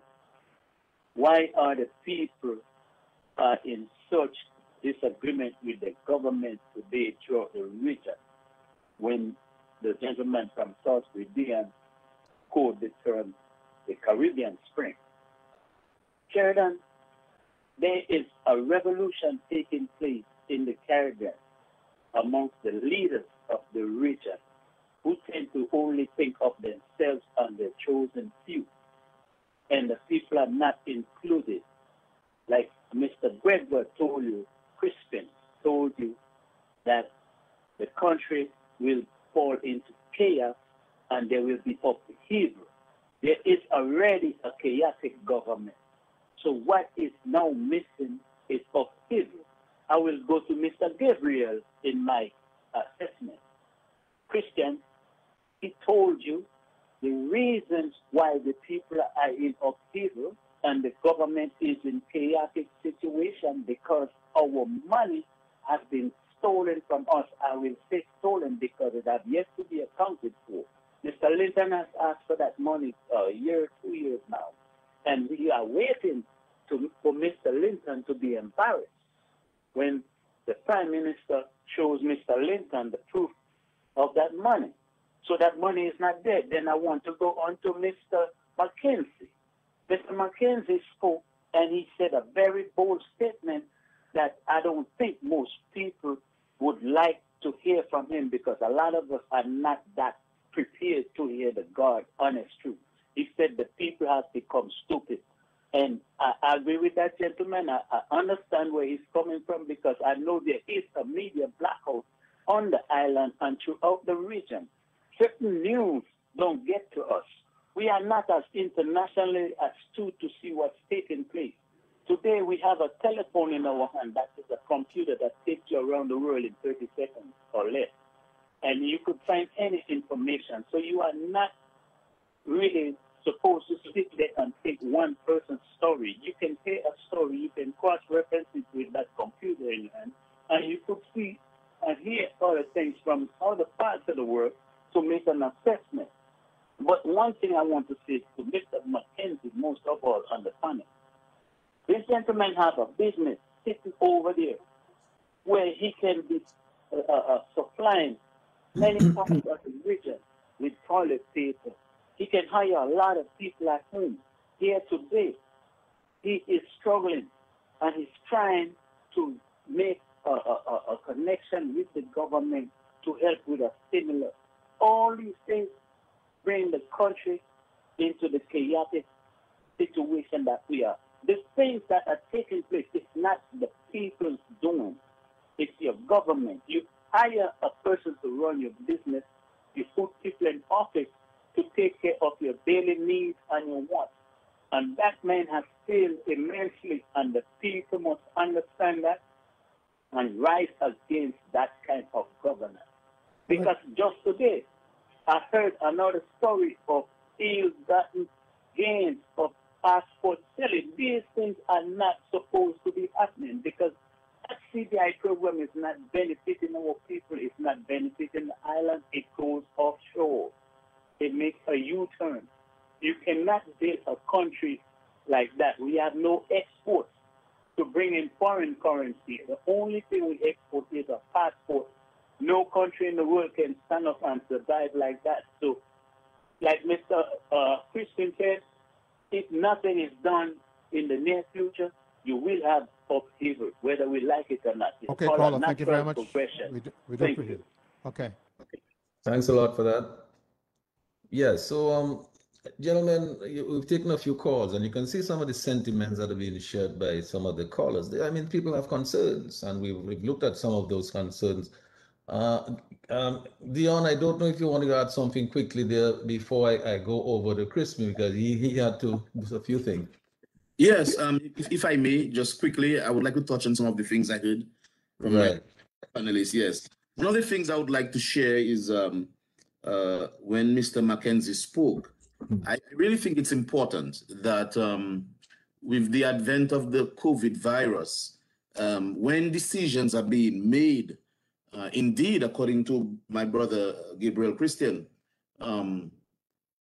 yes, we have to separate government policies from a health crisis, and that point is well taken.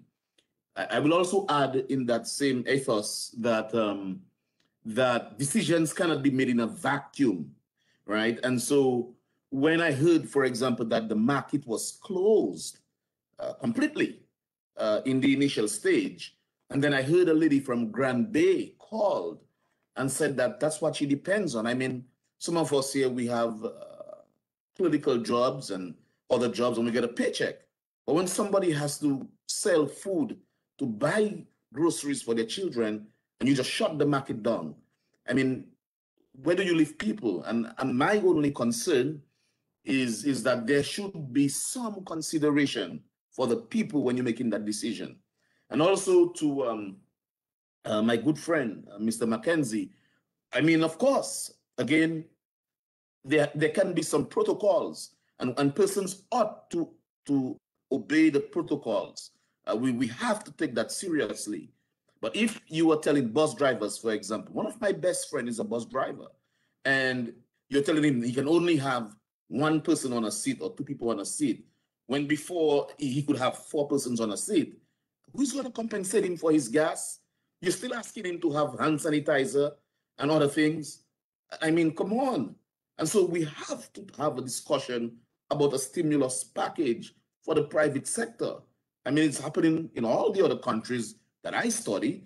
Persons are getting not just stimulus packages, they're getting tax credits, they're getting child tax credit. I mean, so many help. What about Dominica? And so these things have to be considered. The other thing I would like to say is the issue of Dennis Byron and the importance of consultation.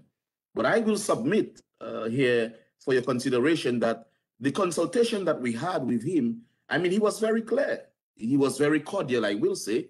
But he said something that I will remember. He says, we can have this consultation, but the ultimate decision is his. And he says, I will give my recommendation. And so what we are saying here is, I mean, how serious is the consultation, especially for him to mention the fact that the ultimate decision is his, which, I mean, to be quite frankly, it's his, right? That's what I'm gleaning from that. But on that note, of course, when we talk about the election in St. Lucia, I mean, it's high time that Dominica consider electoral reform. I mean, the decision for election in St. Lucia, about 7 months before, everybody knew when it was election. Everybody knew the date. So they started campaigning way before. But it's not in a situation like Dominica where people says, okay, man, I can call the election tomorrow, you know. Oh, man, I can call that next week. It's unfair. And if we're talking about fair and election and free election, it's unfair when one party has all that power, one person rather, right? And so finally, I want to talk about what happened in 1979, as my good friend Crispin mentioned, that there was sort of a Caribbean spring already in the Caribbean. But interestingly, in 1979 and 1980, he's correct, the world changed. I remember in Rhodesia, then in 1980, in a place, incidentally, which is called Salisbury, Zimbabwe. On 17th of April, they became independent. And the world changed. What we had happened in 1980 was Berlin united East Germany, and and West Germany. We also had the fall of the Red Curtain. Russia fell, and the world changed, and it brought the world to what they call the New World Order, where the United States recognized, and President Bush was the first person to use that word, Herbert Bush, that it gives a chance for the US to really determine what happens in global politics, economics, and military. And so I mentioned that to say that perhaps in the Caribbean now, we are at that stage where the people are revolting against oppressive governments, and where people are revolting against medication. And it's something that we should pay close attention to, because I think we are at the break point. Yes. You know, before I go to Crispin, Gabriel, I really want to ask you this, because you see, again, I mean, Crispin mentioned it earlier. Sebs mentioned it when he spoke. Dion mentioned it, and you did. I mean, are we seeing another Caribbean spring as we saw in 79 in that sort of era? Because the politicians are not listening to the people because of their ways, their bad habits, because people are not benefiting from the spoils of the economy. I mean, when we talk about it is a very difficult thing to comprehend, you know. When you're talking about $4 billion that may be out there, nobody's giving an account for it. It's unaccounted for. And yet our taxi operators cannot get a stimulus, or farmers cannot get a stimulus, or retailers, business people who employ cannot get a stimulus. Our nurses, our public servants, they're offered 1%. Why on earth should this be happening when if we have $4 billion? Why aren't we seeing it translating into action in the farms and in agriculture and agribusiness and in fisheries and in real housing development programs and construction and so on, manufacturing? Gabriel, we are at a loss, and then this is what happened. And Crispin is saying if you don't deal with that, you will get uprisings. Your thoughts, Gabriel? Brother Sheridan, I have to reflect on what Brother Severin said. Each generation has a rendezvous with destiny. We grew up in a colonial entity. We were not satisfied with our lot. We took action. The question that arises now is whether the Dominican youth, those who are of age equivalent to that where Severin, Mckenzie, Crispin, Gregoire, and others of our generations stood, where they're seized with the information of the 23,950 passports, the $4.5 billion missing, the wholesale allocation of contracts to friends of the Prime Minister, without going through best practices of procurement and public contracting, without the stimulus, whether they will stand up in a manner that is worthy of every dignified and self-respecting human being who loves liberty and justice. Mind you, I did ask Brother Severin, because, you know, the Prime Minister has a particular approach. Severin knows it well. He sees things coming to a point, coming to a head, as with bus drivers. Brother Dion, you're very smart. You know what he did? Called them in. The teachers at the college, which has been ravaged, laid in ruins, took a stand. He pulled them aside. Now the businessmen met on Sunday. God bless them.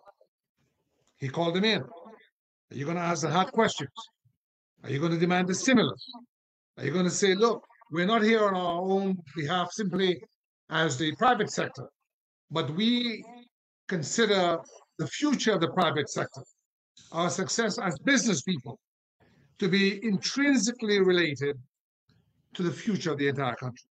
And so we're not only asking for benefits for ourselves on a narrow business sector basis, but we know that if the society is hurting, we're all going to be hurting, to include businessmen. Where's the stimulus? And can we hear from you within 7 days to address the nation and tell us two things? Where's our money? Where's the stimulus? And if you cannot do that, then we take further action. That is where we need to be. It was Frederick Douglass who said, power concedes nothing without demand. You know, Crispin, I really want to go to you, but before we go to you, let's take a couple of calls, Crispin. Let's take a few calls and then I will come back come right back to you. Lambi, let's hear the callers. Let's hear you, Lambi. We're not hearing you. We're not hearing you, Lambi. The caller on the overseas line, go ahead. Yeah, greetings, and Brother G and the rest of the panel. I hear some of the speakers on your panel, Lambi, talking about the Caribbean Spring. But if we have to look at what happened in the Caribbean for the past 15 years, example, St. Lucia changed government maybe 3 or 4 times. St. Kitts changed the government. Antigua, Guyana. But something special is happening in Dominica, in that you have a government which is abusive. I mean, $4.2 billion missing. The police are coming in parliament to attack parliamentarians. No stimulus package. So I think what we need in Dominica is a Caribbean hurricane. And I have a question for Dr. George. What it is happening in Dominica that people are so disengaged? Because in 79, everybody was engaged. The business sector was engaged. The churches was engaged. The students, the political parties were very active. And something happening in Dominica when people even afraid to talk.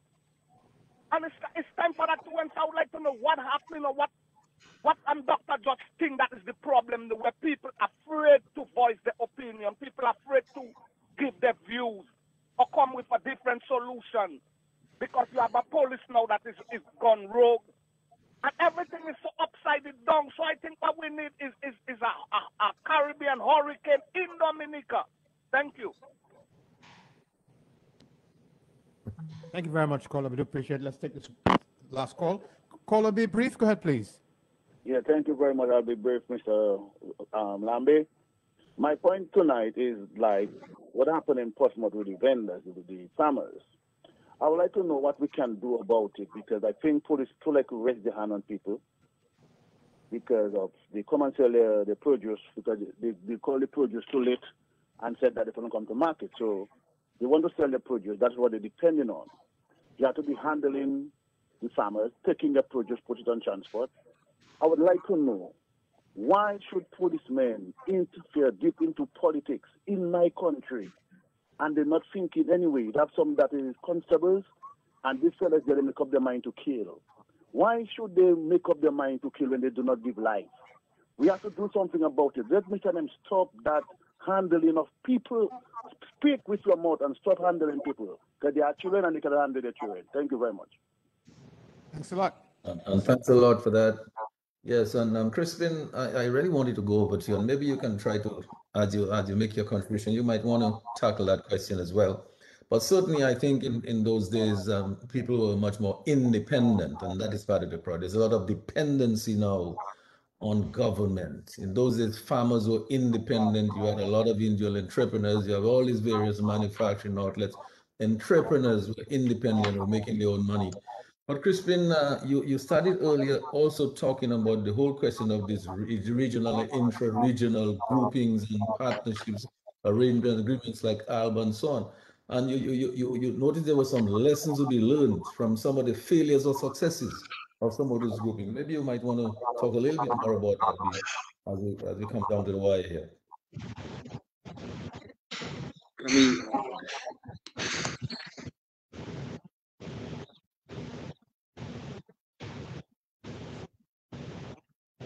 Your mic is muted, Chris. You have to unmute your mic. Yeah, one of the realities of the last 20 years, one of the sub-regional groups that emerged was ALBA, the Alliance Bolivariano for the Americas, the Bolivian the Bolivarian Alliance for the Americas. And of course, we know the history well. And for those who don't know the history, is that Dominica was the first country in the CARICOM to join the ALBA. ALBA being a left-wing grouping of countries led by Venezuela and Cuba. And the Dominica government under the current Prime Minister Skerrit took the bold move and joined, and got other CARICOM countries to also join. Now, as we look at the current situation with ALBA, ALBA is somewhat in crisis since the Venezuelan government fell into huge crisis and cannot manage their country. So you have what 4 million refugees who have left Venezuela with their feet. They have just walked away.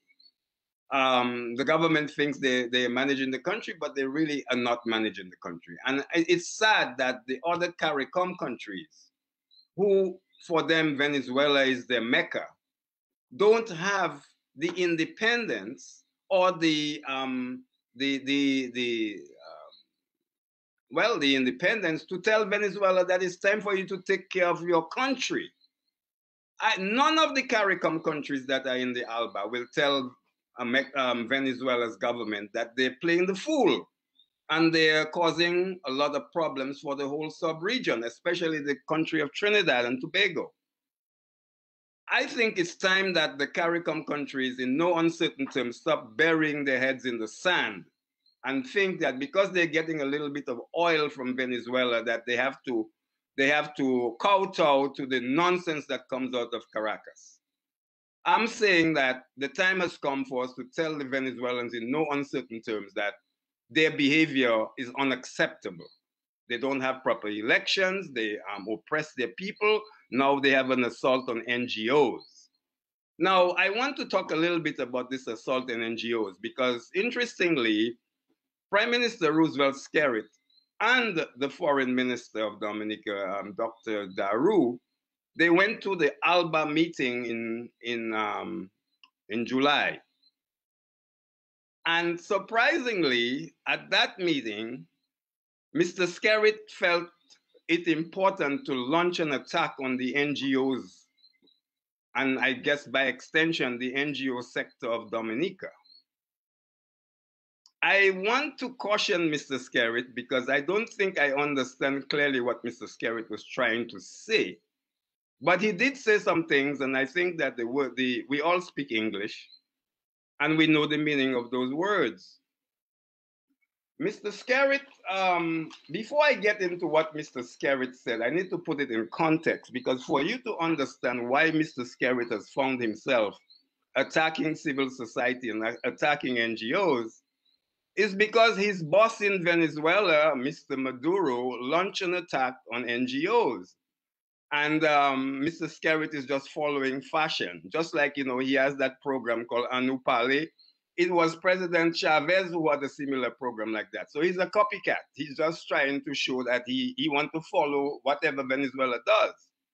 I'm saying to Mr. Skerrit, be very careful about attacking the NGO sector of Dominica. The NGO sector of Dominica, I can tell you, has made enormous contribution to the development of Dominica as an independent country. In fact, the NGO sector of Dominica, and I'm talking about Dominican NGOs, I'm not talking about international NGOs. Before independence, they were making a contribution, and I can talk about Dominica Save the Children Fund. They were established here in 1963 by the British Save the Children, and they became Dominica Save the Children in the 80s. A long track record of training many, many Dominicans to go to high school. And then you have the Red Cross, you have the Disabled People's Organization, the DADP, Dominica Association of Disabled People, the Council on Aging, the unions, that's the NGOs, that's civil society, Mr. Skerrit. So when you come talking about we must eliminate the NGOs, what are you talking about, Mr. Skerrit? I want you to explain to the Dominican people what you're saying. Because if you begin to talk about eliminating NGOs, I want to remind you of a little historical fact that you might not know. And that is, when the government of Mary Eugenia Charles decided to attack NGOs in 1987-89, it cost them politically, and they were reduced to a one-seat majority in the 1990 elections. That's what the NGOs ensured happened, and Ms. Charles had to be accountable. I'm saying that, Mr. Skerritt, you want us to force you to be accountable, sir, the NGOs? We will do that, and we're going to do that with international support. So if you think in your right mind that you're making sense, Mr. Skerritt, I want to send a clear message to you tonight.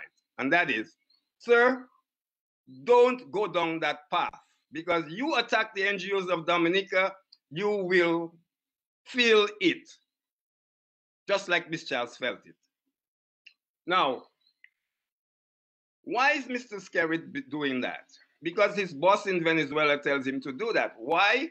Because recently, in April, it's actually the 30th of March, the Venezuelan Ministry of Interior and Justice published a new requirement in the official Gazette of Venezuela for the registry, and I quote, registry of, and I quote, natural and legal entities under the organic law against crime and terrorism, which obligates all NGOs in Venezuela and non-profit organizations in Venezuela to provide sensitive information regarding their activities, their contributions, who's giving them money, their beneficiaries. And further, under this broad definition of beneficiaries, the measure establishes the alarming requirement, very alarming, that humanitarian and human rights organizations reveal the identities of their victims and vulnerable communities that they serve. Is that what we should expect in Dominica next? Is that the kind of repression that is coming? And Mr. Skerritt is signaling to us what's coming? I would say that my advice to Mr. Skerritt, my advice to the government of Dominica, the cabinet, if you make that error and you launch an assault on NGOs, as you have already been doing, it will not go unanswered. That's all I have to say. But more than that, to think that any leader in the CARICOM, any leader can launch an attack on NGOs, when they signed the CARICOM treaty, the CARICOM Charter on Civil Society, that's what governs how governments deal with civil society in the Caribbean. And no one government can stop civil society. So I think that if Mr. Skerritt is getting wrong advice from the Venezuelans and whoever else, I want him to throw that advice in the garbage bin, because it will signal a new dispensation in our country and will further contribute to instability here. We in the NGO sector, and I spent my whole life in the NGO sector. You know what happened to me in 1987, in 1989? The government of Eugenia Charles, they assaulted NGOs. They closed down the American Save the Children here. I was the director then. I know what it is to face attack by government towards NGOs. And we're not going to stand for it. It's not going to happen here. It's not in the realm of possibility. So when Venezuela begins to behave in the way they behave, dictatorial way, and we want to emulate that and bring it here, it will not fit. We're just not going to fit. Sheridan, I just want to say two more things about what I see in the region. One is the Biden administration in our region. Of course, we know that America dominates our region. And I believe that we will see another phase of American domination. It might not come like it used to come. I think that the Americans' primary concern in the Caribbean right now is the presence of the Chinese. And I can assure you that everything I see coming out of Washington suggests that Washington is out to counter China in the Caribbean. And to give you an example of that, I just noticed that the Secretary of State of the United States went to India, which is not a friend of China. And the Americans are, starting with the last administration of Trump, have gotten cozy with India because India is not towing the Chinese line. So that I believe that the Americans are preparing for a hard-nosed stance towards China in the Caribbean. And they are concerned about this large embassy here on our island. The Americans are very concerned about that. I believe that governments that stand resolute with China in the region will pay the price. I think Washington is not going to sit by and watch the Chinese do some of the things they're doing in the region. Thank God that it's not winner takes all for the Chinese. We have 9 CARICOM states that are with China and 5 with Taiwan.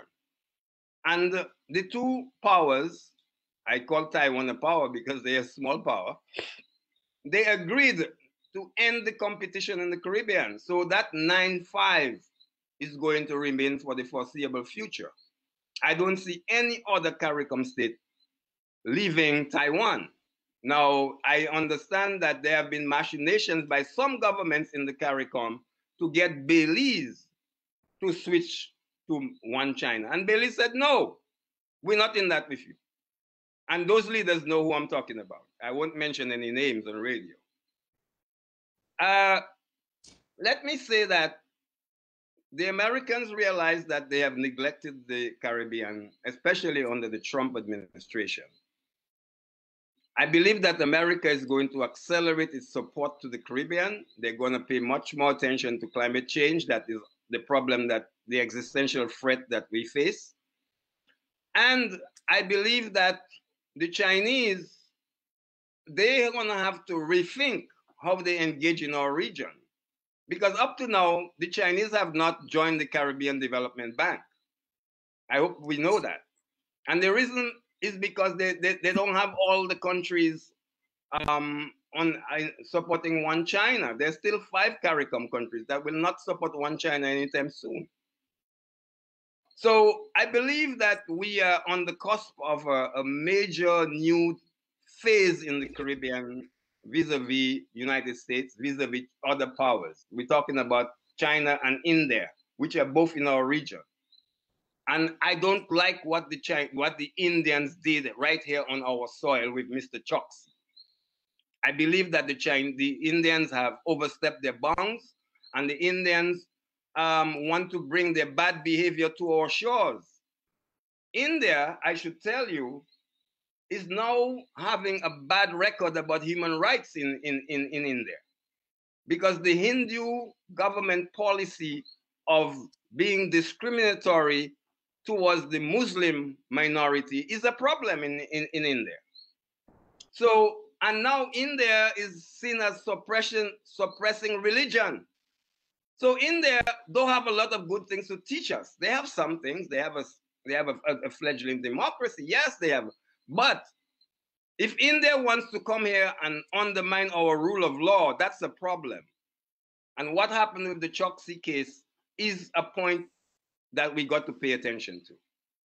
So I just want to end by saying that the Caribbean is we've reached a fork in the road.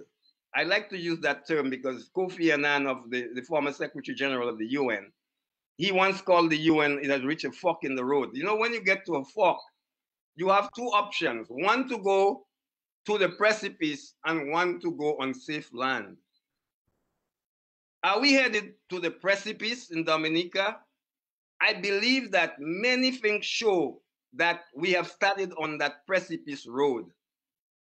I don't know what it will take to reverse, to put the car in reverse so as to get off that precipice road. But ladies and gentlemen listening out in Radio Land, I just want you to know that all is not well in Dominica. Dominica is not stable. A stable country is a country that has a free and fair election every cycle. for the last 3 cycles, Dominica cannot boast of a free and fair election. So how are you going to continue to have a democratic society, a society where you have a national consensus? We have no national consensus right now, and that is the dilemma we face going forward. All right. So, Crispin, well, thank you for that. You know what happened to us? You see already, we've overstayed our welcome here. It's already 10 o'clock. And so I'm assuming that's your closing remarks. But I have to tell you that it was very well said, very, very powerfully presented. Sebs, I want to go back to you to just give your closing remarks because, you know, we're not that young anymore. And so maybe let's do this while we're still a little young. You want to put put on your mic, Sebs, so we can hear you? I think Dominica is back to the basics. I think we are almost, I think from a political consciousness point of view, looking at the situation in Dominica, I think we are at the end, the bottom level of political consciousness in the Caribbean. And you could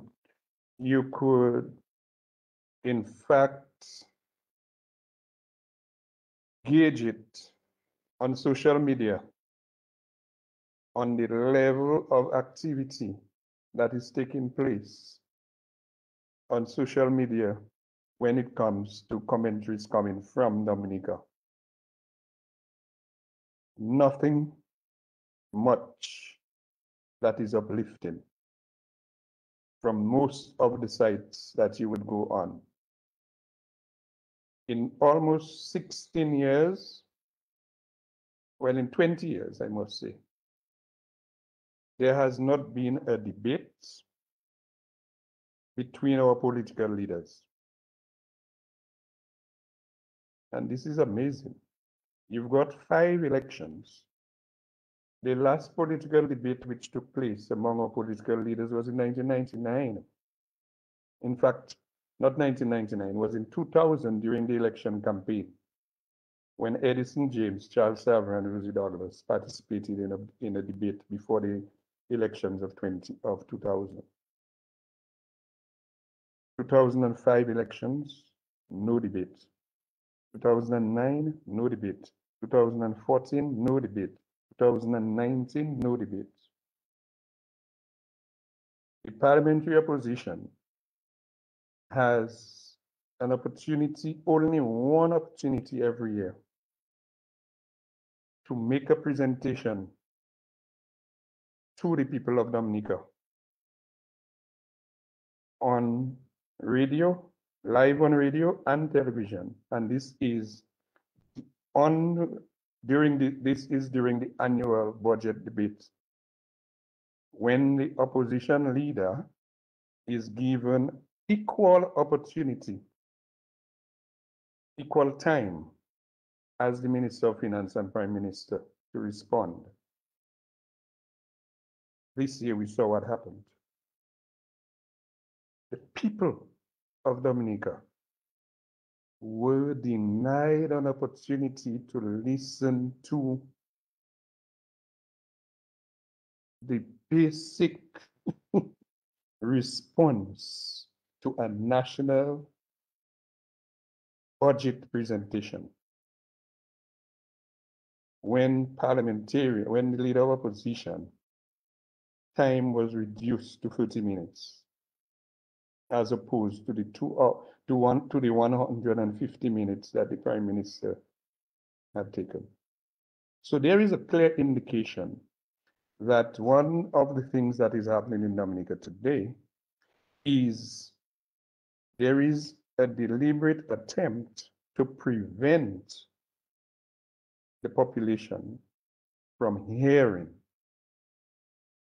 because the opposition itself should have understood that this was their only chance to be able to address the Dominican public.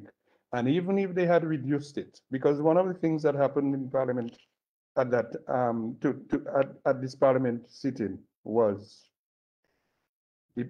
The Prime Minister presented the debate, presented his budget, the national budget, 1 hour and 50 minutes. And as customary, the opposition is supposed, the opposition leader has equal time to respond. Something happened, then the opposition leader comes up and says that he's going to, on the following day, to present.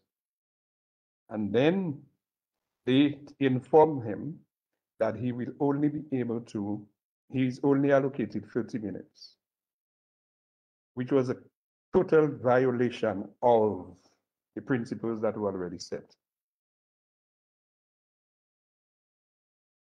You know what actually happened?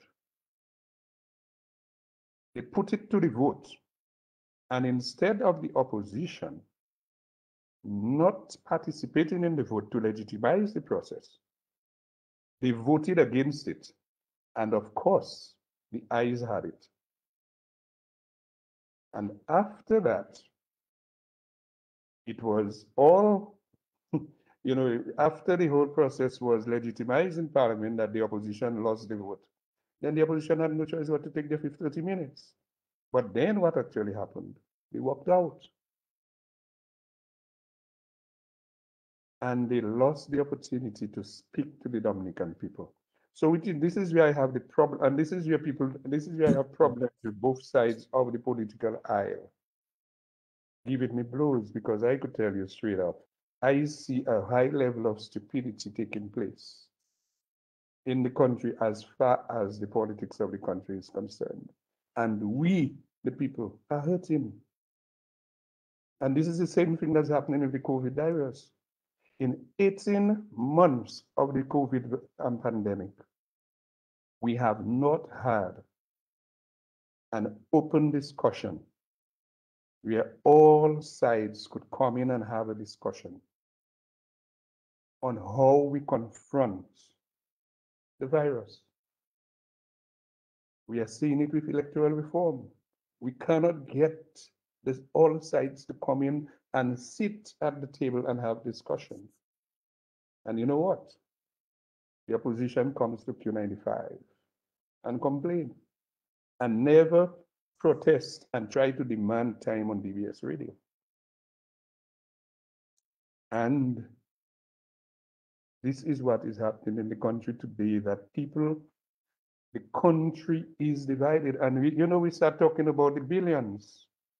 You go to half of the country and speak about the billions, and they tell you what billions you're talking about.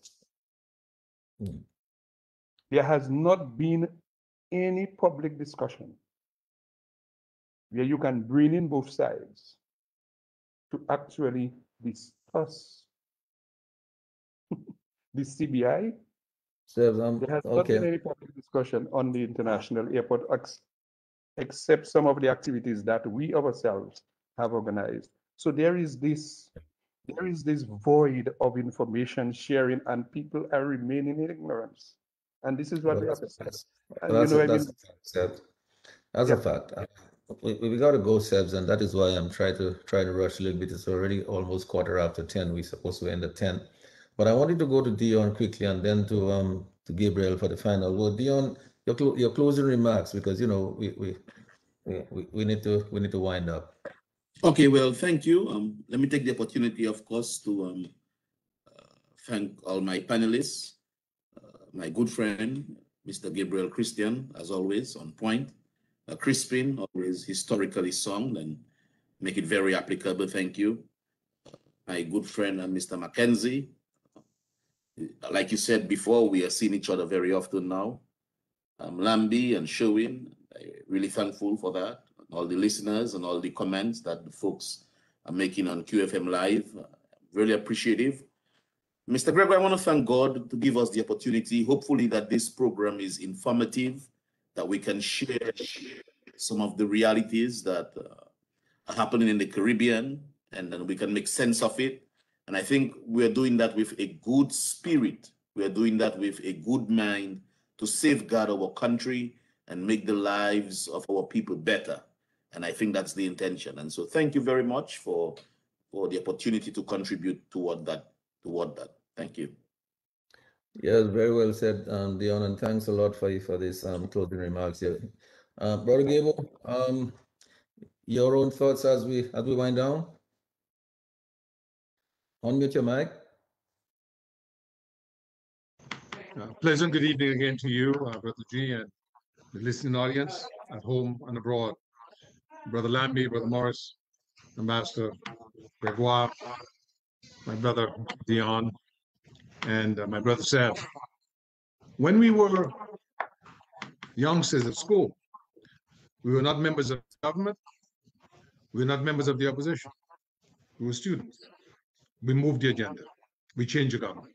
But no one forget that the folks who were at the ministry on May 29th, 1979, who were the cutting edge of the revolt, were students. Let's be very careful. A cunning leader who is cunning will do his utmost to divide and rule. Let us look at the praxis of the current government. The professors at the college protested, called them aside. The bus drivers protested, he called them aside. The union of businessmen or the business folks met. Obviously, everything is monitored. He had a meeting. I asked our brother Sev, did you make a demand? When you go to a court case, you outline the facts, and then at the end of the day, if it's a jury trial, you ask for judgment in your favor. If it's a judge-only trial, you ask for judgment in your favor. You have to demand that which you want. And if you don't do that, then don't expect anything to happen. The reality is, the job of liberating Dominica is not that responsibility solely of Lennox Lincoln. God bless him for his leadership, always. That job is not that of Hector John, solely. God bless him for all he has done. The job is not that of our brother Danny Luque, solely. God bless him for all he's done. But the point of this evening is the business people, the students, the farmers, as we in 79 did, as Brother Sev knows, as Brother Crispin knows, we have to get together. If we allow the government to take our eyes off the focus of its abuse of state funds, of its fraud in the procurement process, in its abuse of the procurement process, of its criminal activity with money launderers, and then put that focus on Lennox Linton or the UWP and what they're not doing, we already have failed. Let us be mindful that we have to keep a laser focus of those who have been charged with the responsibility. And even if Brother Sev is correct and Brother Crispin is correct, that we've had no debates and we've had fraudulent elections, the reality is the government in power is that of Roosevelt's character. I wouldn't even say the Labour Party. There's no Labour Party. There's a one-man show. And we have to keep the focus on him. We have to ask him to account for the money. We have to ask for the stimulus package. And we have to ask for a caretaker government to run the next election. Absent those things, we face social and political collapse in Dominica. Because Dominica is not working for the average Dominican. It's only working for a select few. And I'll conclude by saying this. It is true, Brother Sev made a very important point, that in a section of our population, if you ask people about stimulus, they'll ask you, what stimulus? They may ask you, where's the money? If you ask about money, they may say, well, what are you talking about? That means all of us have a duty to speak up, to write, to organize, to call the students together. We don't need the government to do that. To meet with each other, we don't need the government to do that. To be kind to each other, we don't need the government to do that. To pick up the phone and speak to each other, we don't need the government to do that. Dominicans need to understand that in order to make transformational change, it begins on the inside, to have the kindness, the grace, the unity of purpose, the togetherness, the love of country over narrow interests that will bring us to the promised land. And for that, and with that spirit, let us go on to victory and make a change for the better. Well, thank you for that, Gabriel. Here's what I would say as my own closing comments. That it's difficult for us to move on as a country to any kind of semblance of normalcy while we're staring in the face of that beast called COVID. Obviously, this thing is getting worse. I'm not sure whether this new variant, this new Delta variant, and the other one is already in Dominica, but the rapid rate of transmission gives me the impression that it is. Now, as we all said earlier, we have to be all of us have to be in this together. I mean, certainly it cannot be dealt with by the nurses alone or by the health professionals alone, by the government alone. All of us have to be in it together. The fact is that all of us have been asked to make sacrifices. The private sector is asked to sacrifice. The farmers, this lady from Granby, she was asked to sacrifice, went to the market. If everybody's going to be sacrificing, yes, well, listen, here's what I'm saying, Gable. If we have $4 billion out there, bring it in. Let's make sure everybody sacrifices, participates fully, contributes, and that they receive a stimulus. I mean, we don't want to see our bus drivers struggling, our farmers struggling, and this. A lot of ladies are in farming now, you don't want them to be struggling. That's all people send their kids to university before.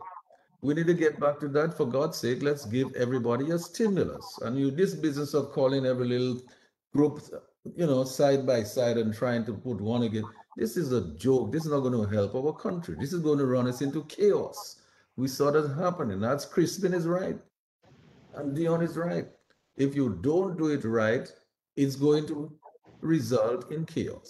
So I think our government should now find our billions and stop giving it to one person to do everything. I mean, all of a sudden, just one person is doing everything in Dominica, building hospital, building schools, building everything.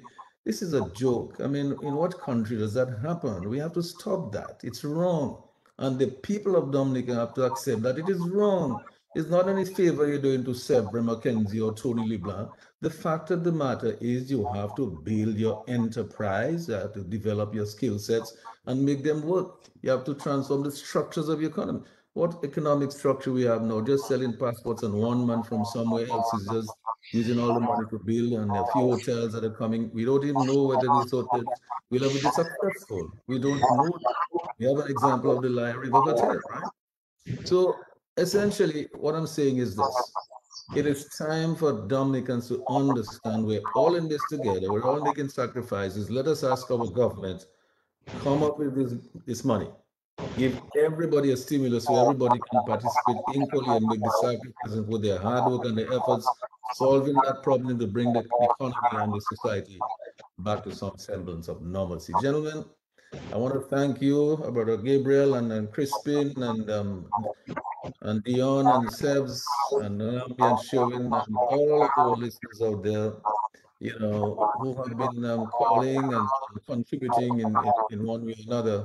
I want to thank everybody for for the participation tonight. I believe there's a lot more that can be said, but time never permits, and that's the problem. So another time, another day, we'll probably continue the conversation. And again, what I want to leave with our audience, you see what we do it in a way that is civil.